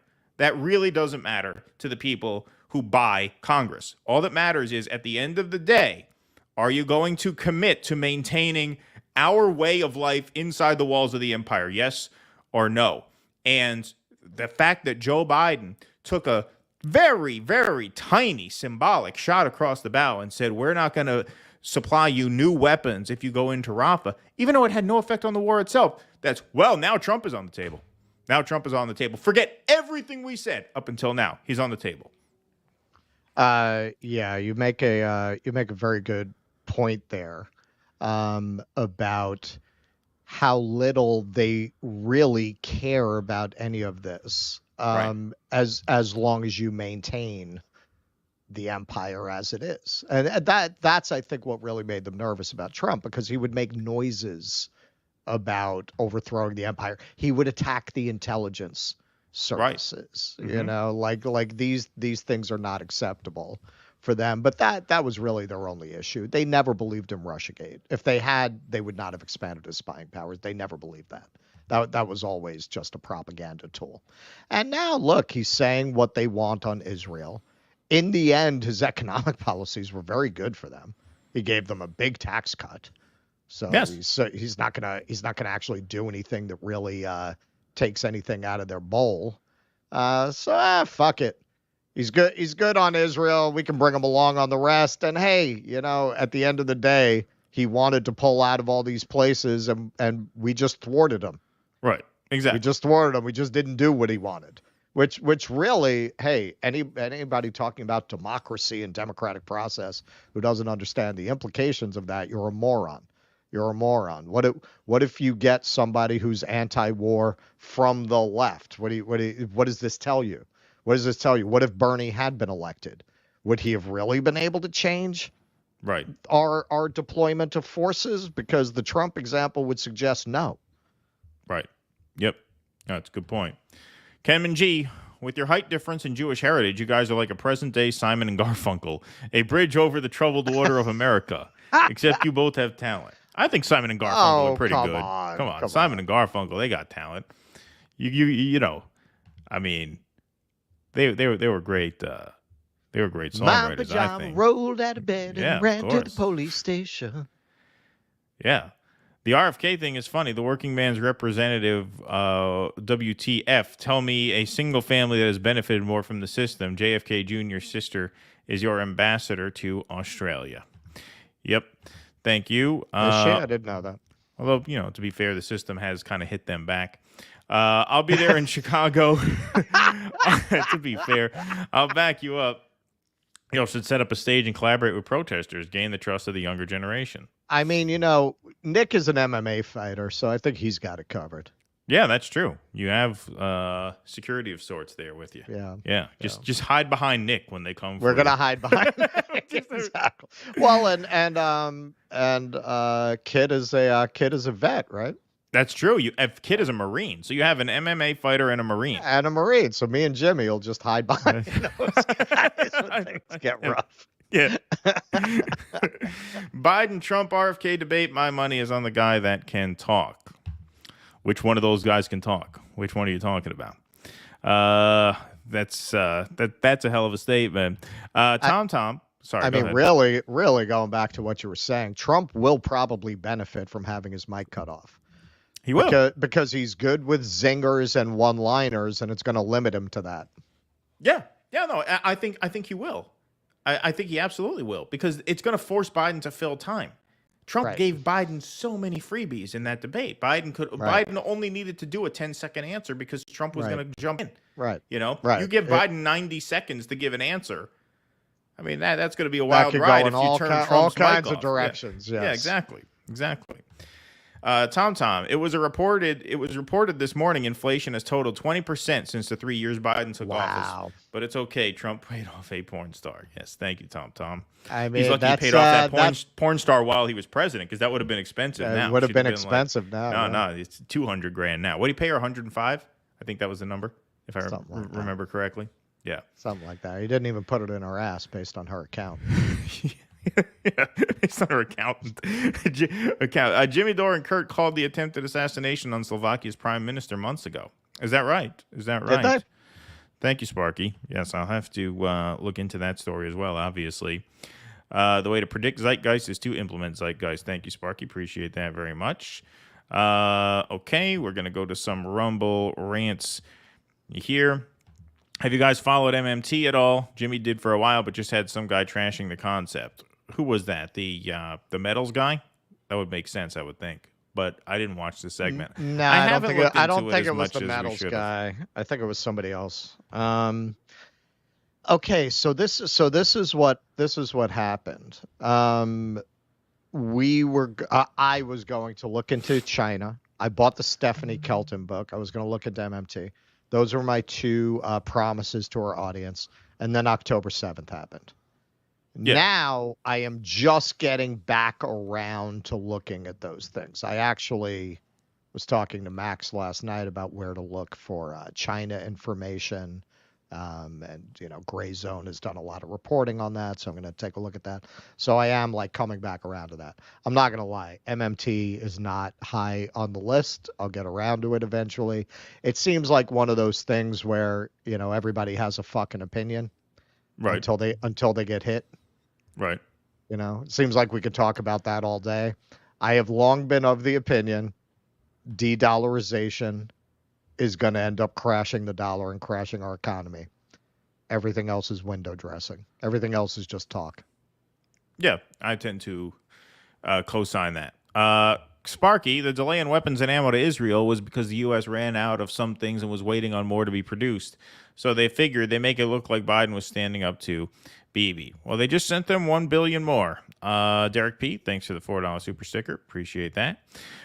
Okay. Let's move on here. All right, this is the big one of the day, folks. This is the one you're all waiting for. Bill Burr versus Bill Maher on the Club Random podcast. Bill Maher decided it was a good idea to just, take a shot at the kids, as they say, as at the campus protesters who just had their encampments broken up.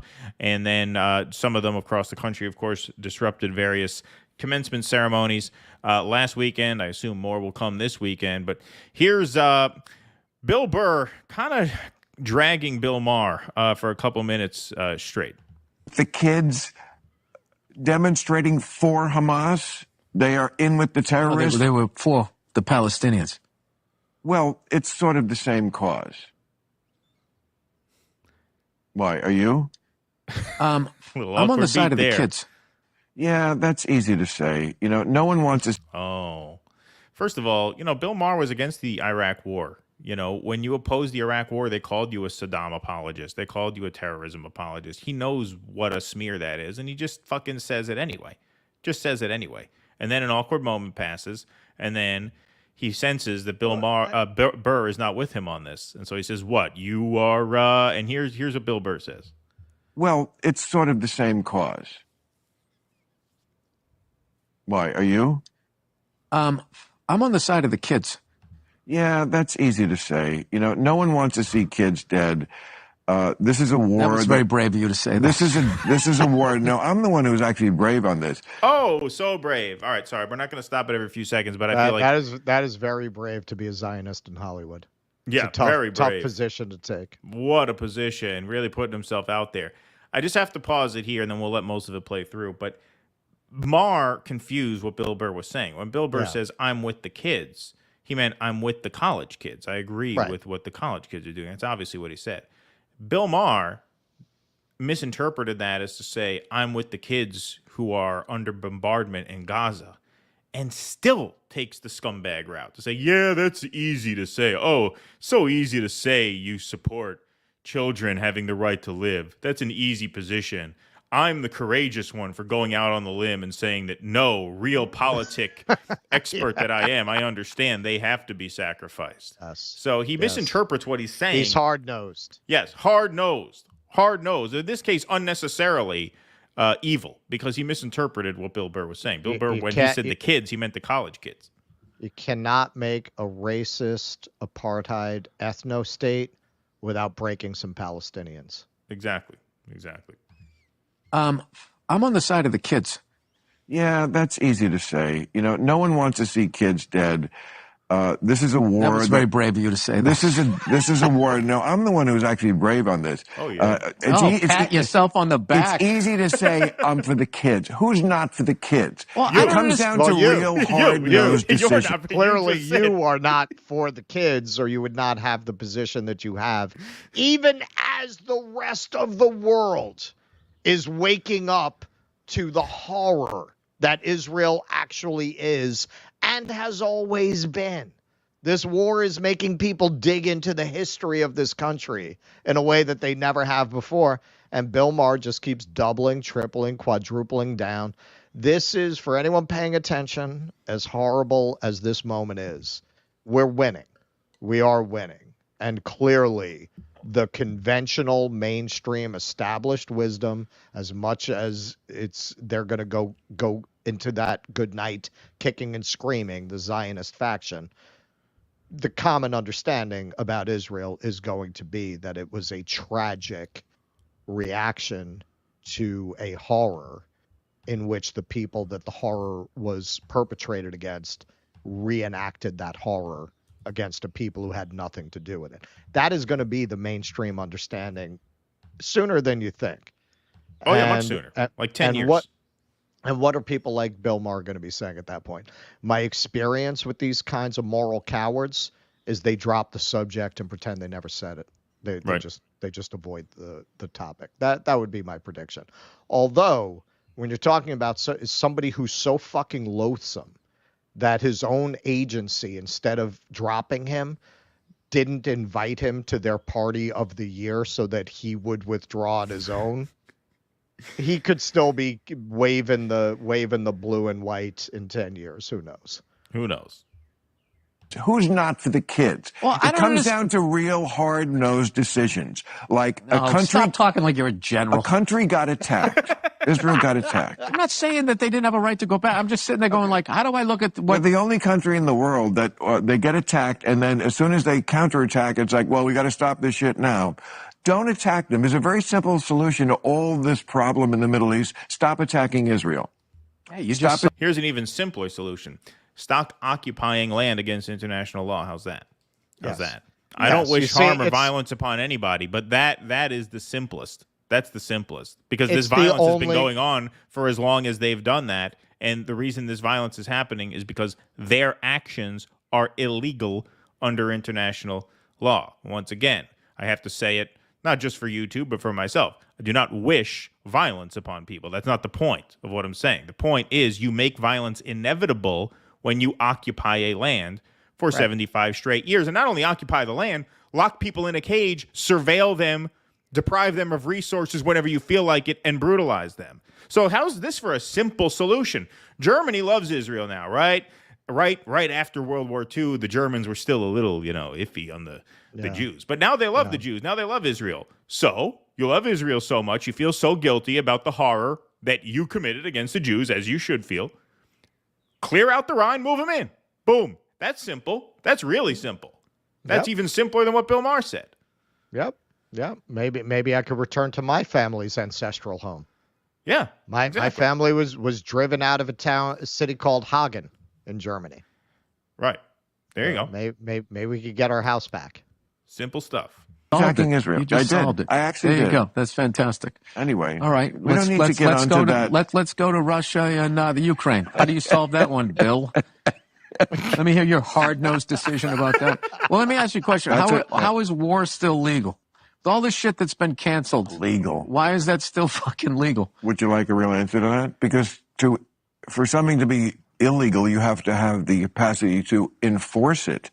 And you can't enforce against war, or else you have to go to war with the country that's going to war. And we don't want to go to war with Russia over Ukraine. What would be the sense of making it illegal? Oh, that's really going to stop Putin. All right, so now Bill doesn't realize it, but he has just actually stumbled into an insight. Yes. Israel is illegal. Yes. It's illegally occupying the land that it's on. It's illegally refusing the Palestinians the right of return, which I believe the UN established in 1948, not long after the Nakba, that the Palestinians have a right to return. So Israel is in defiance of international law every day of its existence. But you're absolutely right. What does that mean? That and a nickel won't get you on the subway, right? Unless the UN has an army that's prepared to enforce that. What does it mean? Israel can tell them, go get your fucking shine box. They don't care. Well, yes, and this is a function of the political will of imperial powers, i.e. the United States. So there is such a thing, Bill, as international law, which Israel is in continuous violation of. There is such a thing as the International Court of Justice and the International Criminal Court, both of which are being pushed very hard right now to punish Israel and condemn Israel, as I think is almost certain that they will.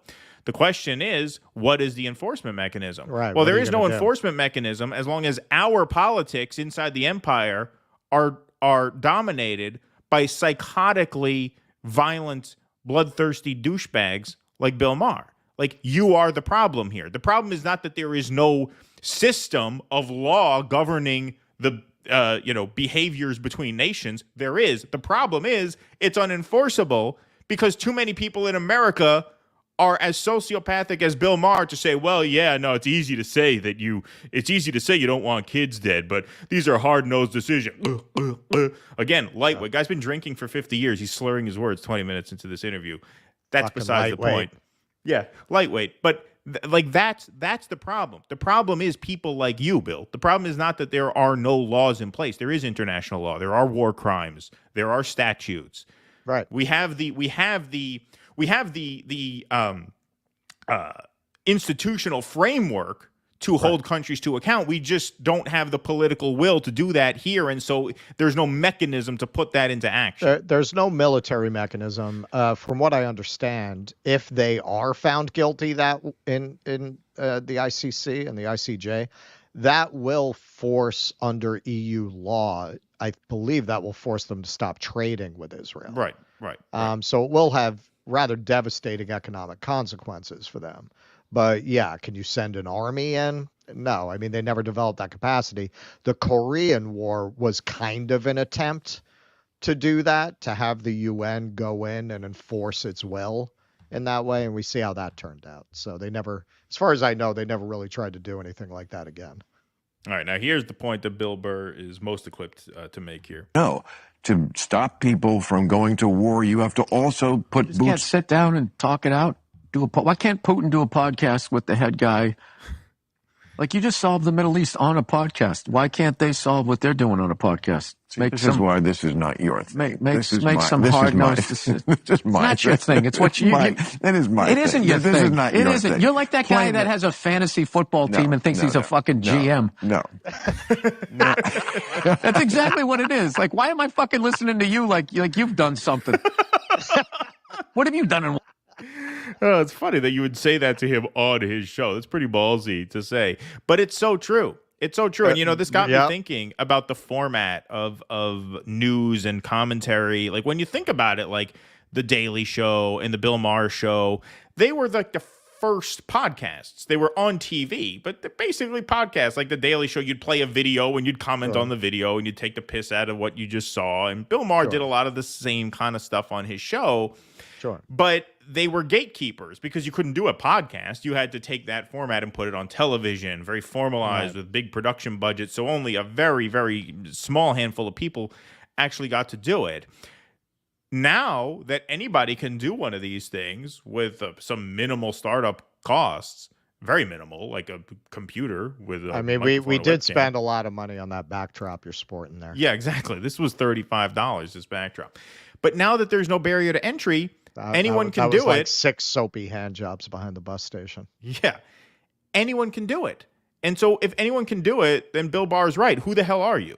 Like, who are you? Are your insights any better than, say, ours? No. Right. Who's Bill Maher? Who's Bill Maher? Who are you now? Now that anybody can do what you do, there's no reason to watch you anymore. Oh, well, this is what I do. This isn't what you do. What do you mean? Bill Burr has a podcast. Bill Burr doesn't follow politics as closely as you do. But given your level of incuriosity and ignorance, it wouldn't take him that long to catch up. He apparently understands this issue better than you do. So why would anyone watch you instead of him when all this content is available for free at everyone's fingertips? Why would people subscribe to HBO to watch your show where you talk about this stuff when your insights are garbage, your takes are garbage, your knowledge is garbage? Like, there is no, who are you? Yeah, who the hell are you? What have you done? Why am I listening to you? The answer 20 years ago is because he was the only guy on, so you had to listen to him, or you listen to nobody. Now, with all these options, who the fuck are you? Well, you know who he is. He's a great representative for a certain kind of get off my lawn boomer that's scared of the rising generation changes in society that they don't understand. Yes. And given that the general audience for TV is elderly to dead, that's why he does well in the ratings relatively, because he's kind of perfectly pitched to the demographic that watches a lot of TV. And people in this space always said, and I think it's true, because if you look at his guest lineup up until a couple years ago, almost no online people, almost no podcasters, no online commentators, all from, legacy media, print media, CNN, NBC, because that's the world from which he came. And he felt threatened by the podcast world. Right. Now that he has a podcast of his own, he's kind of loosened on that a little bit. But still, when you watch Real Time, it's all these relics that you haven't heard of in 20 years. You got fucking Nicholas Kristof, the op-ed writer for the Times. Like, nobody's heard or cared what these people have had to say in decades. And that's still who dominate his show. Now he has a podcast, so he'll talk to guys like Bill Burr and, open up that sphere, on his online show. But he was always very protective of established media, right? He always held himself in very high regard because he wasn't online. Anybody can go on the computer and do a show. I have the backing of HBO. I have a deal with the network. Therefore, I have legitimacy that these other people don't have. Now that is totally not true anymore. That's totally not true anymore. Right. That's out the window, and that's part of what these goons are reacting against. They want a control over the conversation that they see slipping away, and they don't know what to do about it. That's why they're all pro-censorship. You see any of these people speaking out about the Twitter files, they like the government interfering because, as you've pointed out, they know they're never going to say anything interesting enough to get censored. Right. Exactly. All right. Mosaic. Slickback Russell returns and he's ready to rock and roll. That's right. It's morning. So you got that fresh comb through the hair over there. Yep. You know what it is? Are on his chin. Thursday morning is the only show I don't take a shower before, so my hair's a little greasy. Is that right? That's why it's got that slick look on Thursday mornings. Yeah, this was a tough turnaround for both of us because Russell was out all night doing the event, and I was up all night prepping this. So yeah, this was a little bit of a brutal one, but that's all right. We're making do. Rebel Seer, thanks for the $2. Don't candidates have to be on enough ballots to get 270 electoral votes to qualify for the debates? That's interesting. I mean, that would make sense. I've never heard that, but It would make sense. I've never heard that either, and I think part of why I haven't heard it is because traditionally it's a moot point because the debates are far enough in the campaign schedule where that ballot access question is not up in the air.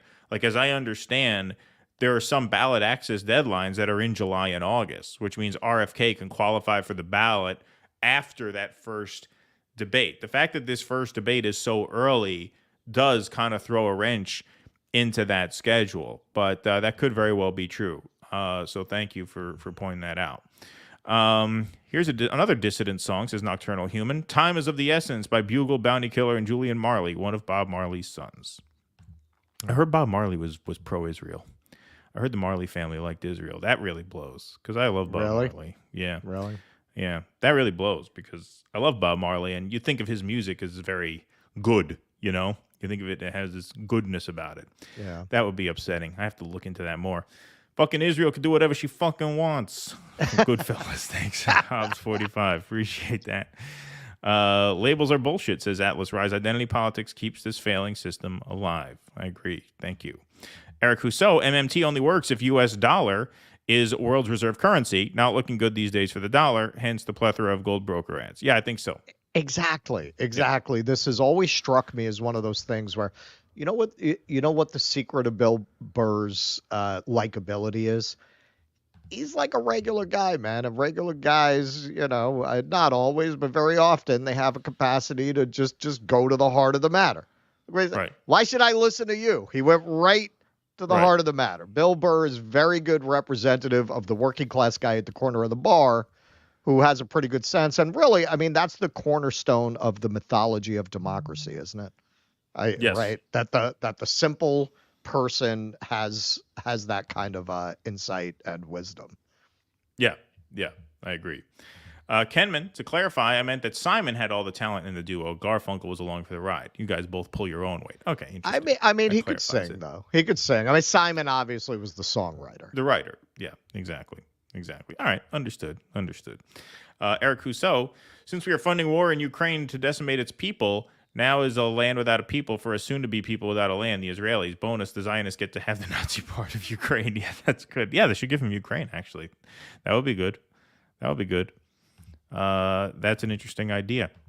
Trump may be Israel's only chance for survival. Remaining unbridled under Joe, Israel will continue to self-dissolve. Thank you, Sparky. Appreciate that. Hey, Chris Bishop. We haven't seen Chris Bishop from Newburgh, New York. Haven't seen you in a while. What's up, Chris? Long time no see. Thanks for the chat. Don't know what Bill Burr is talking about. I once won a very competitive game of Axis and Allies. I should be head of NATO now. Yes, you should go on his show. Yeah, for sure. Thank you, Chris. Appreciate that. Okay. Let's move on here. We got time for probably 2 more segments would be my guess. Yeah, I got 3 on the list, but we'll do 2. Let's do this one. I don't feel like doing another long reading one. I feel like we've done enough of that today. This is a post that surfaced on Twitter last night. This is disturbing shit. This is Ilan Pappé, an Israeli Jewish man, not just a Jewish man, but an Israeli, a dissident Israeli. What's the quote, Russell, you always bring up of Ilan Pappé? There's no such thing as a liberal Israeli? There's no such thing as a liberal Israeli. Apparently, he is. He's the exception. Yes. Well, and also the greatest feat of propaganda Israel ever achieved was convincing people this is complicated. That's another good one, too. So Ilan Pappé tweets this out last night, a screenshot from a Facebook account. I guess he's old school, still on the Facebook.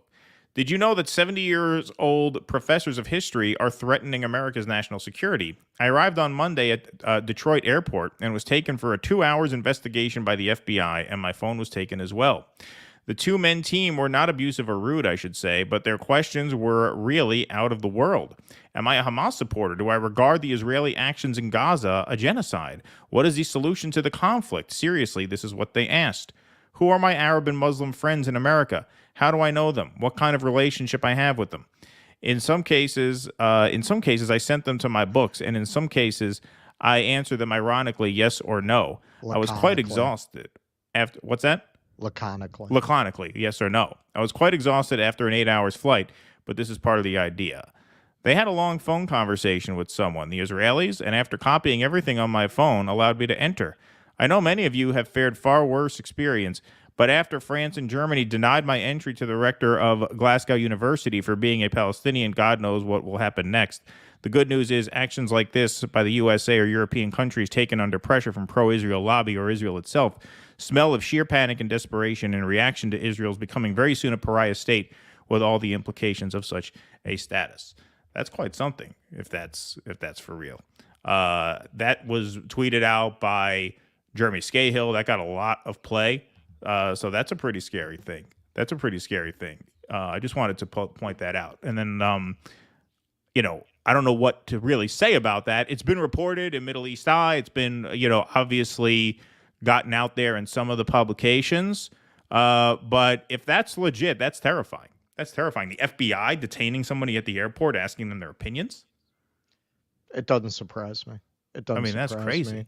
As we were talking about with Chairman Yeshitela yesterday, once you threaten the state, you see its true face. That's what these students just found out. They found out where they live. They found out what's actually going on. We very often pointed out over the course of the show how a lot of discontent in the white community is the white community experiencing what the black community has always known. Yeah. Economic dislocation, living in a system that doesn't care about you, living in a system that's unfair, where no matter what you do, you can't really keep up economically. And now you have these, let's face it, if you go into Colombia, you're probably pretty privileged. You're probably from a pretty privileged background. And you never knew where you lived, probably. You never knew what this country is about. You've never been on the wrong side of the law. And now you see what happens. You don't really have freedom of speech. You have freedom of ineffective speech. As soon as your speech is a threat, you're going to find out you don't really have freedom of speech. And they will do backflips to find ways to claim that we support freedom of speech.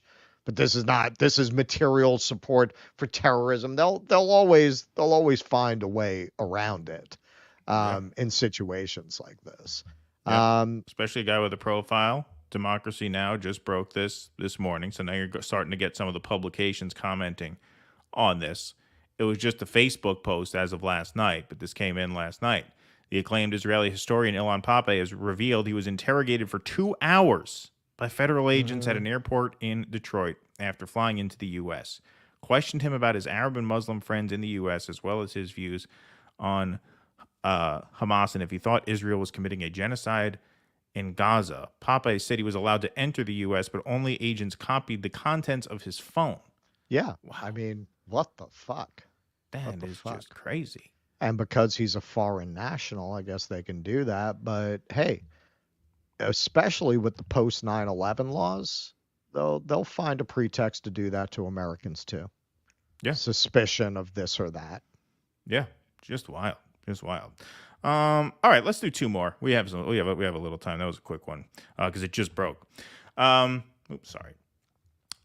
So we haven't had a high-profile resignation from the Biden team in a while, but Jewish staffer resigns from Biden administration over Gaza. So this is Lily Greenberg Call, a staffer at the Interior Department, cites Jewish heritage in accusing Biden of disastrous support for Israel's military campaign. A Jewish American Biden political appointee resigned from her post at the Interior Department on Wednesday, saying she could no longer work for the administration because of President Biden's continued support of Israel's war in Gaza.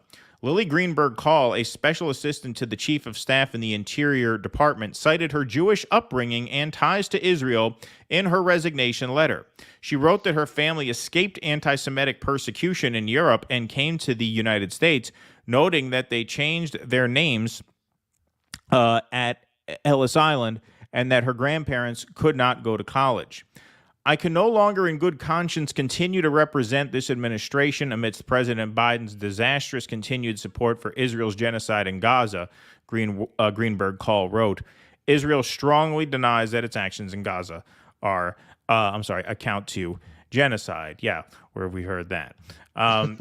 Greenberg Call is the first known Jewish appointee to publicly resign over Biden's support of Israel. The first Jewish appointee. Earlier this week, a U.S. Army officer working at the Defense Intelligence Agency resigned from the military, writing in an open letter he felt incredible shame and guilt, knowing that his work contributed to Palestinian suffering and death. A political appointee from the Education Department resigned in January, and a career State Department employee who worked on arms transfers to foreign powers resigned in October. In an interview, Greenberg Call said that resigning was a challenging decision for her because of the community she grew up in, but that the Jewish values she was brought up with led to this decision. My Jewish identity is the most important part of who I am, and it is all of the values I was raised with and all of my Jewish education, 20 years of it, that led me to this decision. And it's how I know this is right, Greenberg Call said. What Israel is doing to people in Gaza and to Palestinians across the land is incredibly un-Jewish to me and such a disgrace to our ancestors. Now, I feel like two JOOs that we are, we can comment on that a bit. And that's why I wanted to zero in on that paragraph in particular. Because I think she's right. And I know a lot of Jews who are very embarrassed by this for reasons that the Israelis find weak and cowardly. The Israelis, we are not Jews with trembling knees. But yes, I find this action to be extremely un-Jewish. So I think what she's tapping into there, and we can brainstorm a bit about this, is that the fact that the Jews are a nomadic people make them underdogs in certain situations, has led to circumstances where they have been persecuted, obviously, throughout history. But that instills a humility in Jews, I think, that you don't necessarily see from, people who have built, empires and great nations, right? There's a humility about us. There's a certain understatedness about Judaism. I always felt Judaism is it's a very humble and almost like a tragic philosophy. That's how I've always experienced it. And this is the opposite of that. This is bravado. This is, they lion, there's the meme of the lion draped in the Israeli flag. It's a rejection of all that. Like, Zionism is really a rejection of what I consider the best qualities of Judaism, not just as a religion, but as a culture, as a philosophy, which is the only way I've really experienced it. I never went to Hebrew school at all. You did for a short time. But I think the power of coming out as a Jewish appointee and resigning, and she's fairly young. I think she graduated college in 2019. Her saying, this not only offends me as a human, it offends me as a Jew. Like, this runs counter, like, philosophically to everything, to my experience as a Jewish woman. Yeah, well, Einstein actually said that the Jewish people would lose a lot of their identity if they had a state. Right. Right. I mentioned Hannah Arendt in a tweet I put out about the Dana Bash thing that went, little viral, little low-grade viral. And some people say, Hannah Arendt was a Zionist. Now, she might have been until they actually did it. But by the 50s, I looked it up, she was actually very anti-Zionist. So it didn't take very long before it became clear what Israel actually was, such that even someone like Arendt, who did support it at one time, changed her mind once she saw what it really looked like. It's not like Jews were all united in saying this was a great idea. There were some very prominent Jewish voices like Albert Einstein speaking out against the idea. And I think Einstein in particular, what he said about it and what his fear was about it is very much what you're saying. He felt that the moral core of the Jewish community would be corrupted by having a nation with arms and army warfare. He didn't feel that it was complementary to the best qualities of the Jewish people. And that is really the tragedy that Jews who remain connected to the culture, to the religion, to both, are going to have to spend generations disentangling after what I believe is going to be the collapse of the Israeli project. The Israeli project has always been on on our indulgence, on American indulgence, on Western indulgence and support. Once that indulgence and support dries up, they're not going to last very long.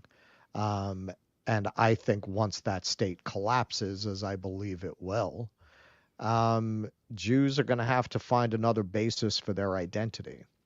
And without having to kind of control over the narrative that they have been able to exercise, what Israel really is and was is going to become the conventional wisdom that it was this terrible, terrible, racist apartheid state that tragically was a response to a tragedy where the abused continued the cycle of abuse.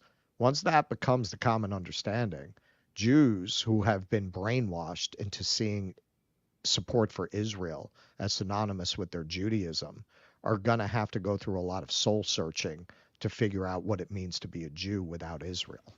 Well, that's the thing, Zionism makes the worst assumptions about humanity. It makes the worst assumptions about the world. It assumes that unless the Jews have a state that they maintain in such a brutal way, that they will be conquered, right? It baked into that philosophy is the assumption that humanity cannot transcend that kind of tribal violence, right? Which shouldn't that be the goal as a human being? Shouldn't you be invested in that, And non-Zionist Jews seem to be. That's why I said growing up, I mean, if you asked a lot of people in my family, they'd probably say, they believed in Israel's right to exist or whatever, but they were not, they were not militant Zionists like the ones we see running around now. Right. Yeah, there is a humility about that we are a nomadic people. We don't have a homeland and a state that we can defend militarily. Like there is a humility inherent to those circumstances, right? We all know, the Jew who haggles with you at the fruit stand, that doesn't come off as a humble person. That's not what I'm talking about. I'm not talking about personality characteristics. We could be difficult bastards, as can a lot of people, by the way. I think we get a little bit of a bad rap for that, all right? Go to a pizzeria, $3.50 for a 20-ounce Coke. I'm just saying, you're fucking us a little bit on that too, right?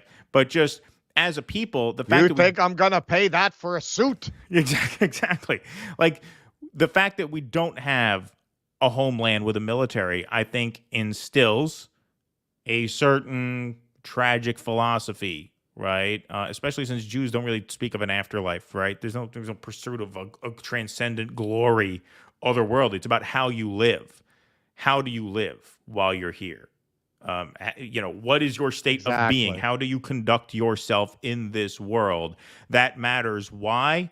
Not because we're going to be rewarded in paradise. It matters for some other reason. That's where you derive meaning, right? And that's where I think she is coming from here, in the sense that she sees this very militant project as a violation, a bastardization of the culture that she was raised into. Well, and also what they claim as the basis for why they should have a state. Right. That other religions have states. Okay, well, we tend to look at Muslims spreading Islam by the sword dimly. Right. And people who are liberal or left look the same way at Christianity spreading at the end of a sword, as it also did. There are religions that do not have homelands. Zoroastrianism, do they have a homeland? Right. Do Jains have a homeland? Right. Do Druze have a homeland? I am sure there are literally hundreds of religions that do not have homelands. Obscure sects and various movements that don't have homelands. The idea that you are uniquely oppressed because you have a religion that's not connected to a homeland. And then you have some religions like Buddhism that, you have countries where the majority of people are Buddhists, but they didn't force people off their land to establish a Buddhist state.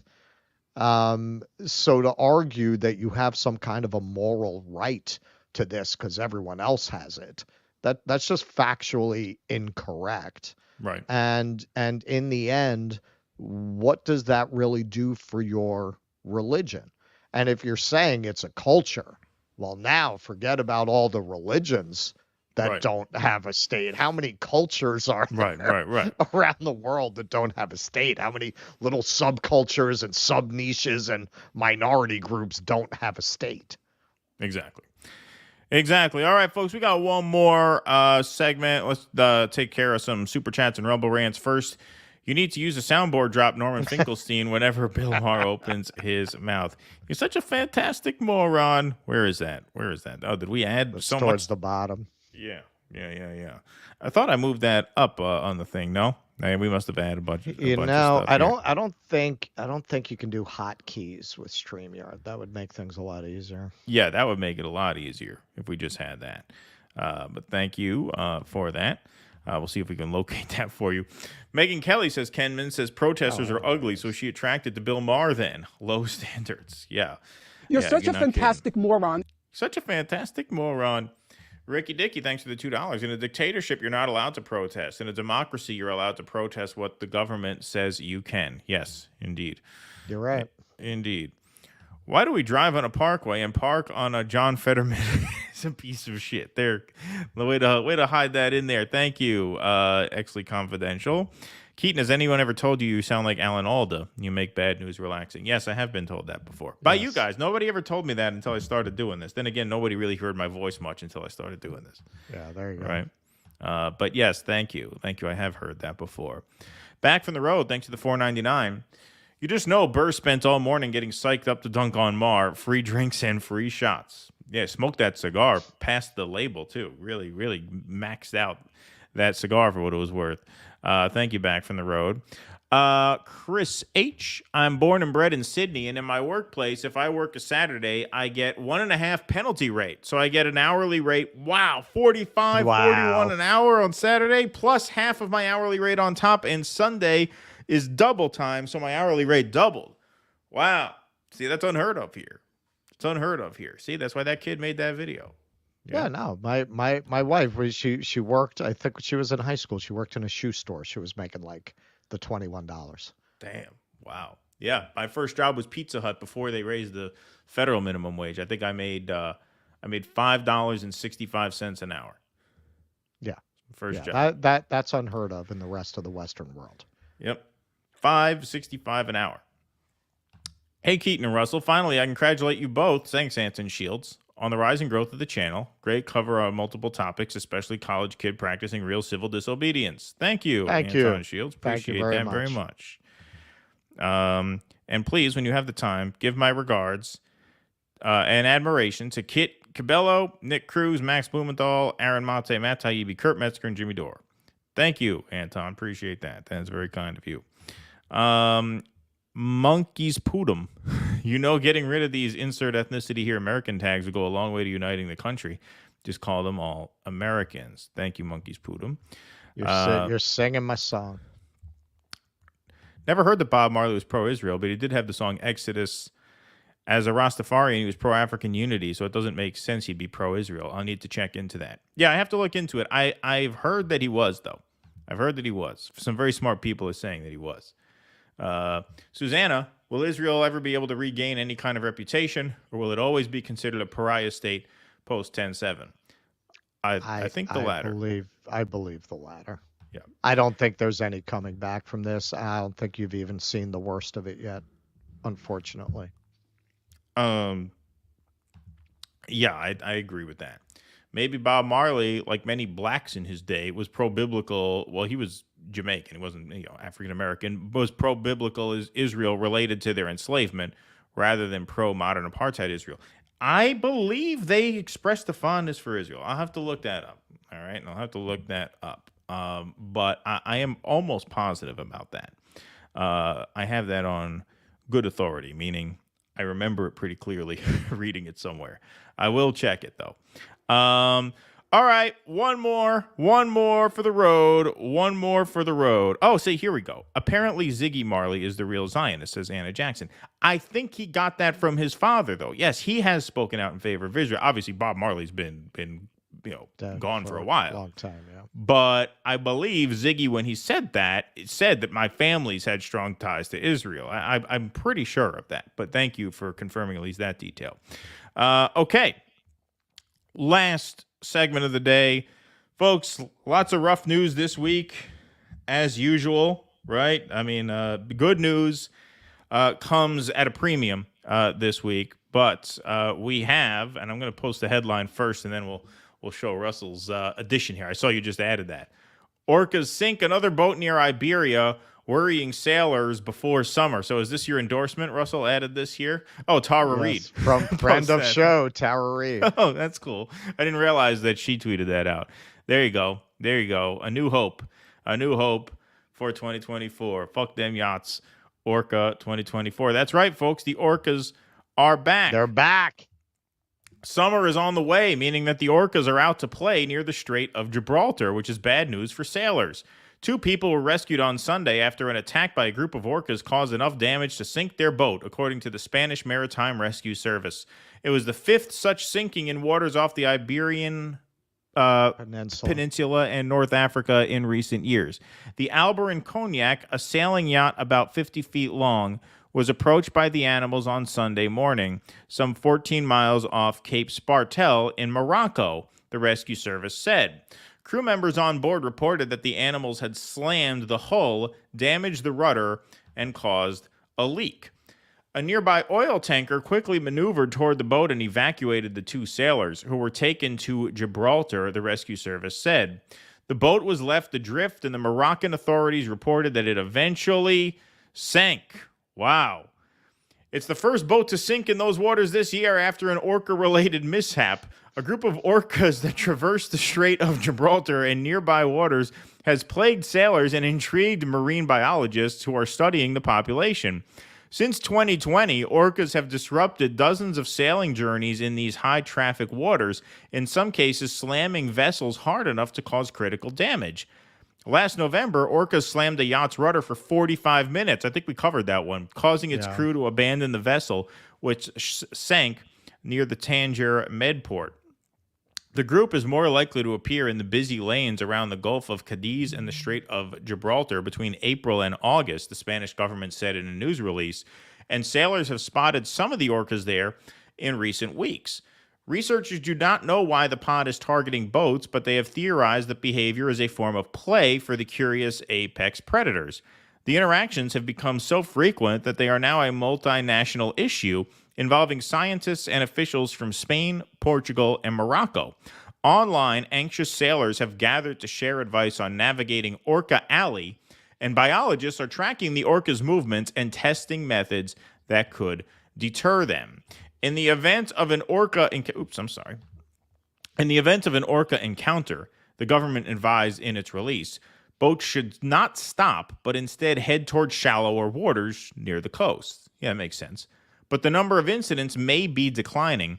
Researchers at the Atlantic Orca Working Group said on Monday that the number of orca interactions with boats between January and May had dropped some 40% compared with that of similar periods in the last 3 years. But as I understand, they're being censored. Yeah, they're being censored. Yeah, exactly. They're being suppressed. As I understand, most of the incidents, as said earlier in the article, were around this time of year, right? April to what was it? November. Makes sense. In the warmer times of the year, they would strike more. And if it's a play habit, I mean, yeah, they're raised. What is a family of orcas called? A pod? Is that what they call them? I believe so. Yeah. So if that behavior is learned, and you're talking about a very specific area, yeah, these must be like behavioral traits that are being taught and inherited. They're playing. This is just like they're saying that the students are misguided or they're naive. These are clearly class-conscious revolutionary orcas. Yes. You never hear about these orcas going after a fishing boat. It's always yachts. It's only yachts. These are Marxist orcas. Houthi orcas. They are Houthi orcas. They are working with the Houthis. Yeah, because the Houthis have the other side, right? They have the other They side. have They the both other go side. into They the have the Mediterranean. Red Sea. Right? They're coordinating with Hamas. Yeah, right. Yeah, exactly. Well, yeah, there you go. That's alarmist. Maybe Bill Ackman wants to do something about that. They are Hamas's ocean legion. Yeah, right. Exactly. If you look at a map, checks out, does it not? That's a theory. In that case, I suppose they have to be stopped, right? I suppose we can't make fun of the sailors. Although the interesting thing is, like, nobody's injured or dead, obviously, God forbid. That would be a fun story. I just feel bad for the poor CIA infiltrator who has to put on that Orca suit. Yeah, right. Yeah. Whoever has to go and infiltrate, whoever the informant is, has to go down there and see what they're up to. Yeah, indeed. I heard they were talking to the guys who built the Jaws robot. Yeah. Yeah. Hopefully it works a bit better.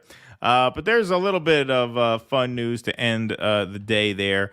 The Orcas are back. Good to have them back in action in 2024 in the Strait of Gibraltar.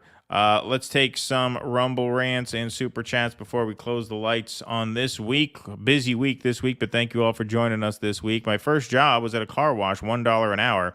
I thought I was rich. I am the same age as Cornell and Jerry, so you're 70. That would be, right? Thank you for that, Gouger. Appreciate that. Just woke up, Team Orca. Just woke up. All right, well, you got plenty of show to catch up on today. Thank you, my real name. Appreciate that very much. Eric Cousseau, we need these band of anti-imperialist orcas to sink Bezos' mega yacht. Long live the orcas. Thank you, Eric. That would be epic. That's a blue whale you got there on there, but that's close enough. I get it. They probably don't have an orca emoji. They probably are being suppressed. They are. Why don't they have an emoji? That's a good point, actually. What's wrong with YouTube, says Shalashay123. You guys are all blurry, and I can't even read the super chat texts. Is that true? I don't think anybody else is having a problem. Yeah. Maybe it's your internet. Yeah, I think it might be a problem on your end. Yeah. Otherwise, we'd hear about it from these savages. Oh yeah, the chat would be very upset about that, and they'd be right. Shalashay, I live in an island in Washington State. Oh, well, that's why your internet's no good. You live in an island off the coast of Washington. You're way out there. Yeah, that probably explains it. Surrounded by orca whales. They are always very careful of boats and kayakers. This is a very weird, unusual phenomenon. That's interesting. Unless you understand it's not as a pod, but as a cell working with radical elements in the region. Yeah, right. That's right. Then it all falls into place. That's right. Shalashay, thank you very much. Chris Bishop, I heard on MSNBC that Russia's behind the orca attacks. Fox told me that the orcas are communists who hate success. I don't know who to believe. Yeah, they hate success. That's right. They want to punish the rich. Here we go. We got another Rumble rant here. J.K. Michael, like Bill Burr, Gladys has balls. Thank you very much for that, Michael. Lacking bootstraps, they just don't understand the principle of pulling themselves up by them. That's right. All right, everybody. Thank you very much for this week. We had a great time with you this week. That is our show. We appreciate you all being here. We will see you back here Sunday night at 7 p.m. Eastern. We will probably have a guest. We're working out which guest exactly, trying to finalize that, but we'll probably have a guest on Sunday night. Baser Maternal Rage. Rumble kept crashing on my Android app. Keep it up, DD. Big Port Unite. Thank you, Baser Maternal Rage. Appreciate that. Thanks for getting that in there at the last minute. All right, folks, we are out of here. We will see you Sunday night at 7 p.m. We appreciate you all waking up with us on this Thursday morning. We're live every Thursday, 9 a.m. for Morning Dew. Sunday, 7 p.m., and then on throughout the week. We will see you guys again Sunday night, 7 p.m. Eastern, on YouTube and Rumble, all of our streaming platforms. You know what we didn't do? You know what I forgot to do? What did I forget to do? I forgot to do our supporter scroll. Oh, you didn't? Yeah. I got to do that. Sorry. Cannot leave without that. That's my bad. It's my bad. I meant to do that earlier, and I must have gotten distracted. I had it written down to do after the Never Bidens. But we do want to take this opportunity, before we close the lights here, to thank you, our sponsors. A word from our sponsors. So if you like us working as hard as we are and doing this as full-time as we are and going to book events and filming stuff and live streaming stuff in the night and putting these shows together 4 times a week, the best way to help us do that is to become a member, patreon.com/DoDissidents. You can also go to dodissidents.substack.com, which is important to do anyway because if you sign up for free, you join our newsletter where we say when and where we're going to be live in advance of the show. And you can also join our locals. If you're over on Rumble right now, we have a bright red join button underneath the video player. That takes you to our locals screen where you can sign up for as little as $5 a month. We also do want to pitch our continuing fundraiser at givesendgo.com/DoDissidents. We have the Chicago trip booked, but we would love to be able to go to Dearborn, Michigan. And so we need to raise some funds if we're going to go to Dearborn this election season. So if you would like to help us out there, help fund our continuing projects, you can go to givesendgo.com/DoDissidents. That's what makes those bonus projects possible. We are going to be at the convention thanks to the funds that we raised. But we got to raise some more to get to Dearborn, Michigan. That's a trip we really want to take. I would also, Tusker mentioned this to me. She said every interview Yeshitela has done, he says, come to North St. Louis and see what we did here. I would love to do that. Well, it's funny you mentioned that because I was literally going to say that right now, but I didn't want to put you on the spot. But yeah, as long as you're up for that, that would be amazing. I would do that in a heartbeat. Like we could do a documentary on O'Malley. We'd be the only one who took him up on it. Yeah, we should. So that's something we could do with that fundraising as well. It's so funny you mention that because I was literally going to pitch that to you right after the show while we were doing this. Yeah. I would do it. I would do it. So look, unlike Vantard's bearing engine blocks, we actually do what we say we will do. So Right. You donate, that money's going to a good cause. We're not going to take it to Vegas. That's right. Indeed. Unless we're exposing worker exploitation in Vegas. Right. Yeah, exactly. Yeah. Do an expose on Vegas. Right. Exactly. Yeah. No, I think a trip to North St. Louis to do a documentary on O'Malley and the African People's Socialist Party. I think that would be amazing. And we hope time is not of the essence, but it might be because they're going to court in September. Yep. Yeah. So absolutely. We'll talk more about that and maybe have some more updates for you. But in the meantime, if you want to contribute, givesendgo.com/DoDissidents is the way. Special Project Fund. The Special Project Fund. That's correct. All right, folks. This time we really are out of here for real. We will see you Sunday night, 7 o'clock. Thank you all very much for being here this morning. Until we see you again, be safe and be well. Courage. Please clap.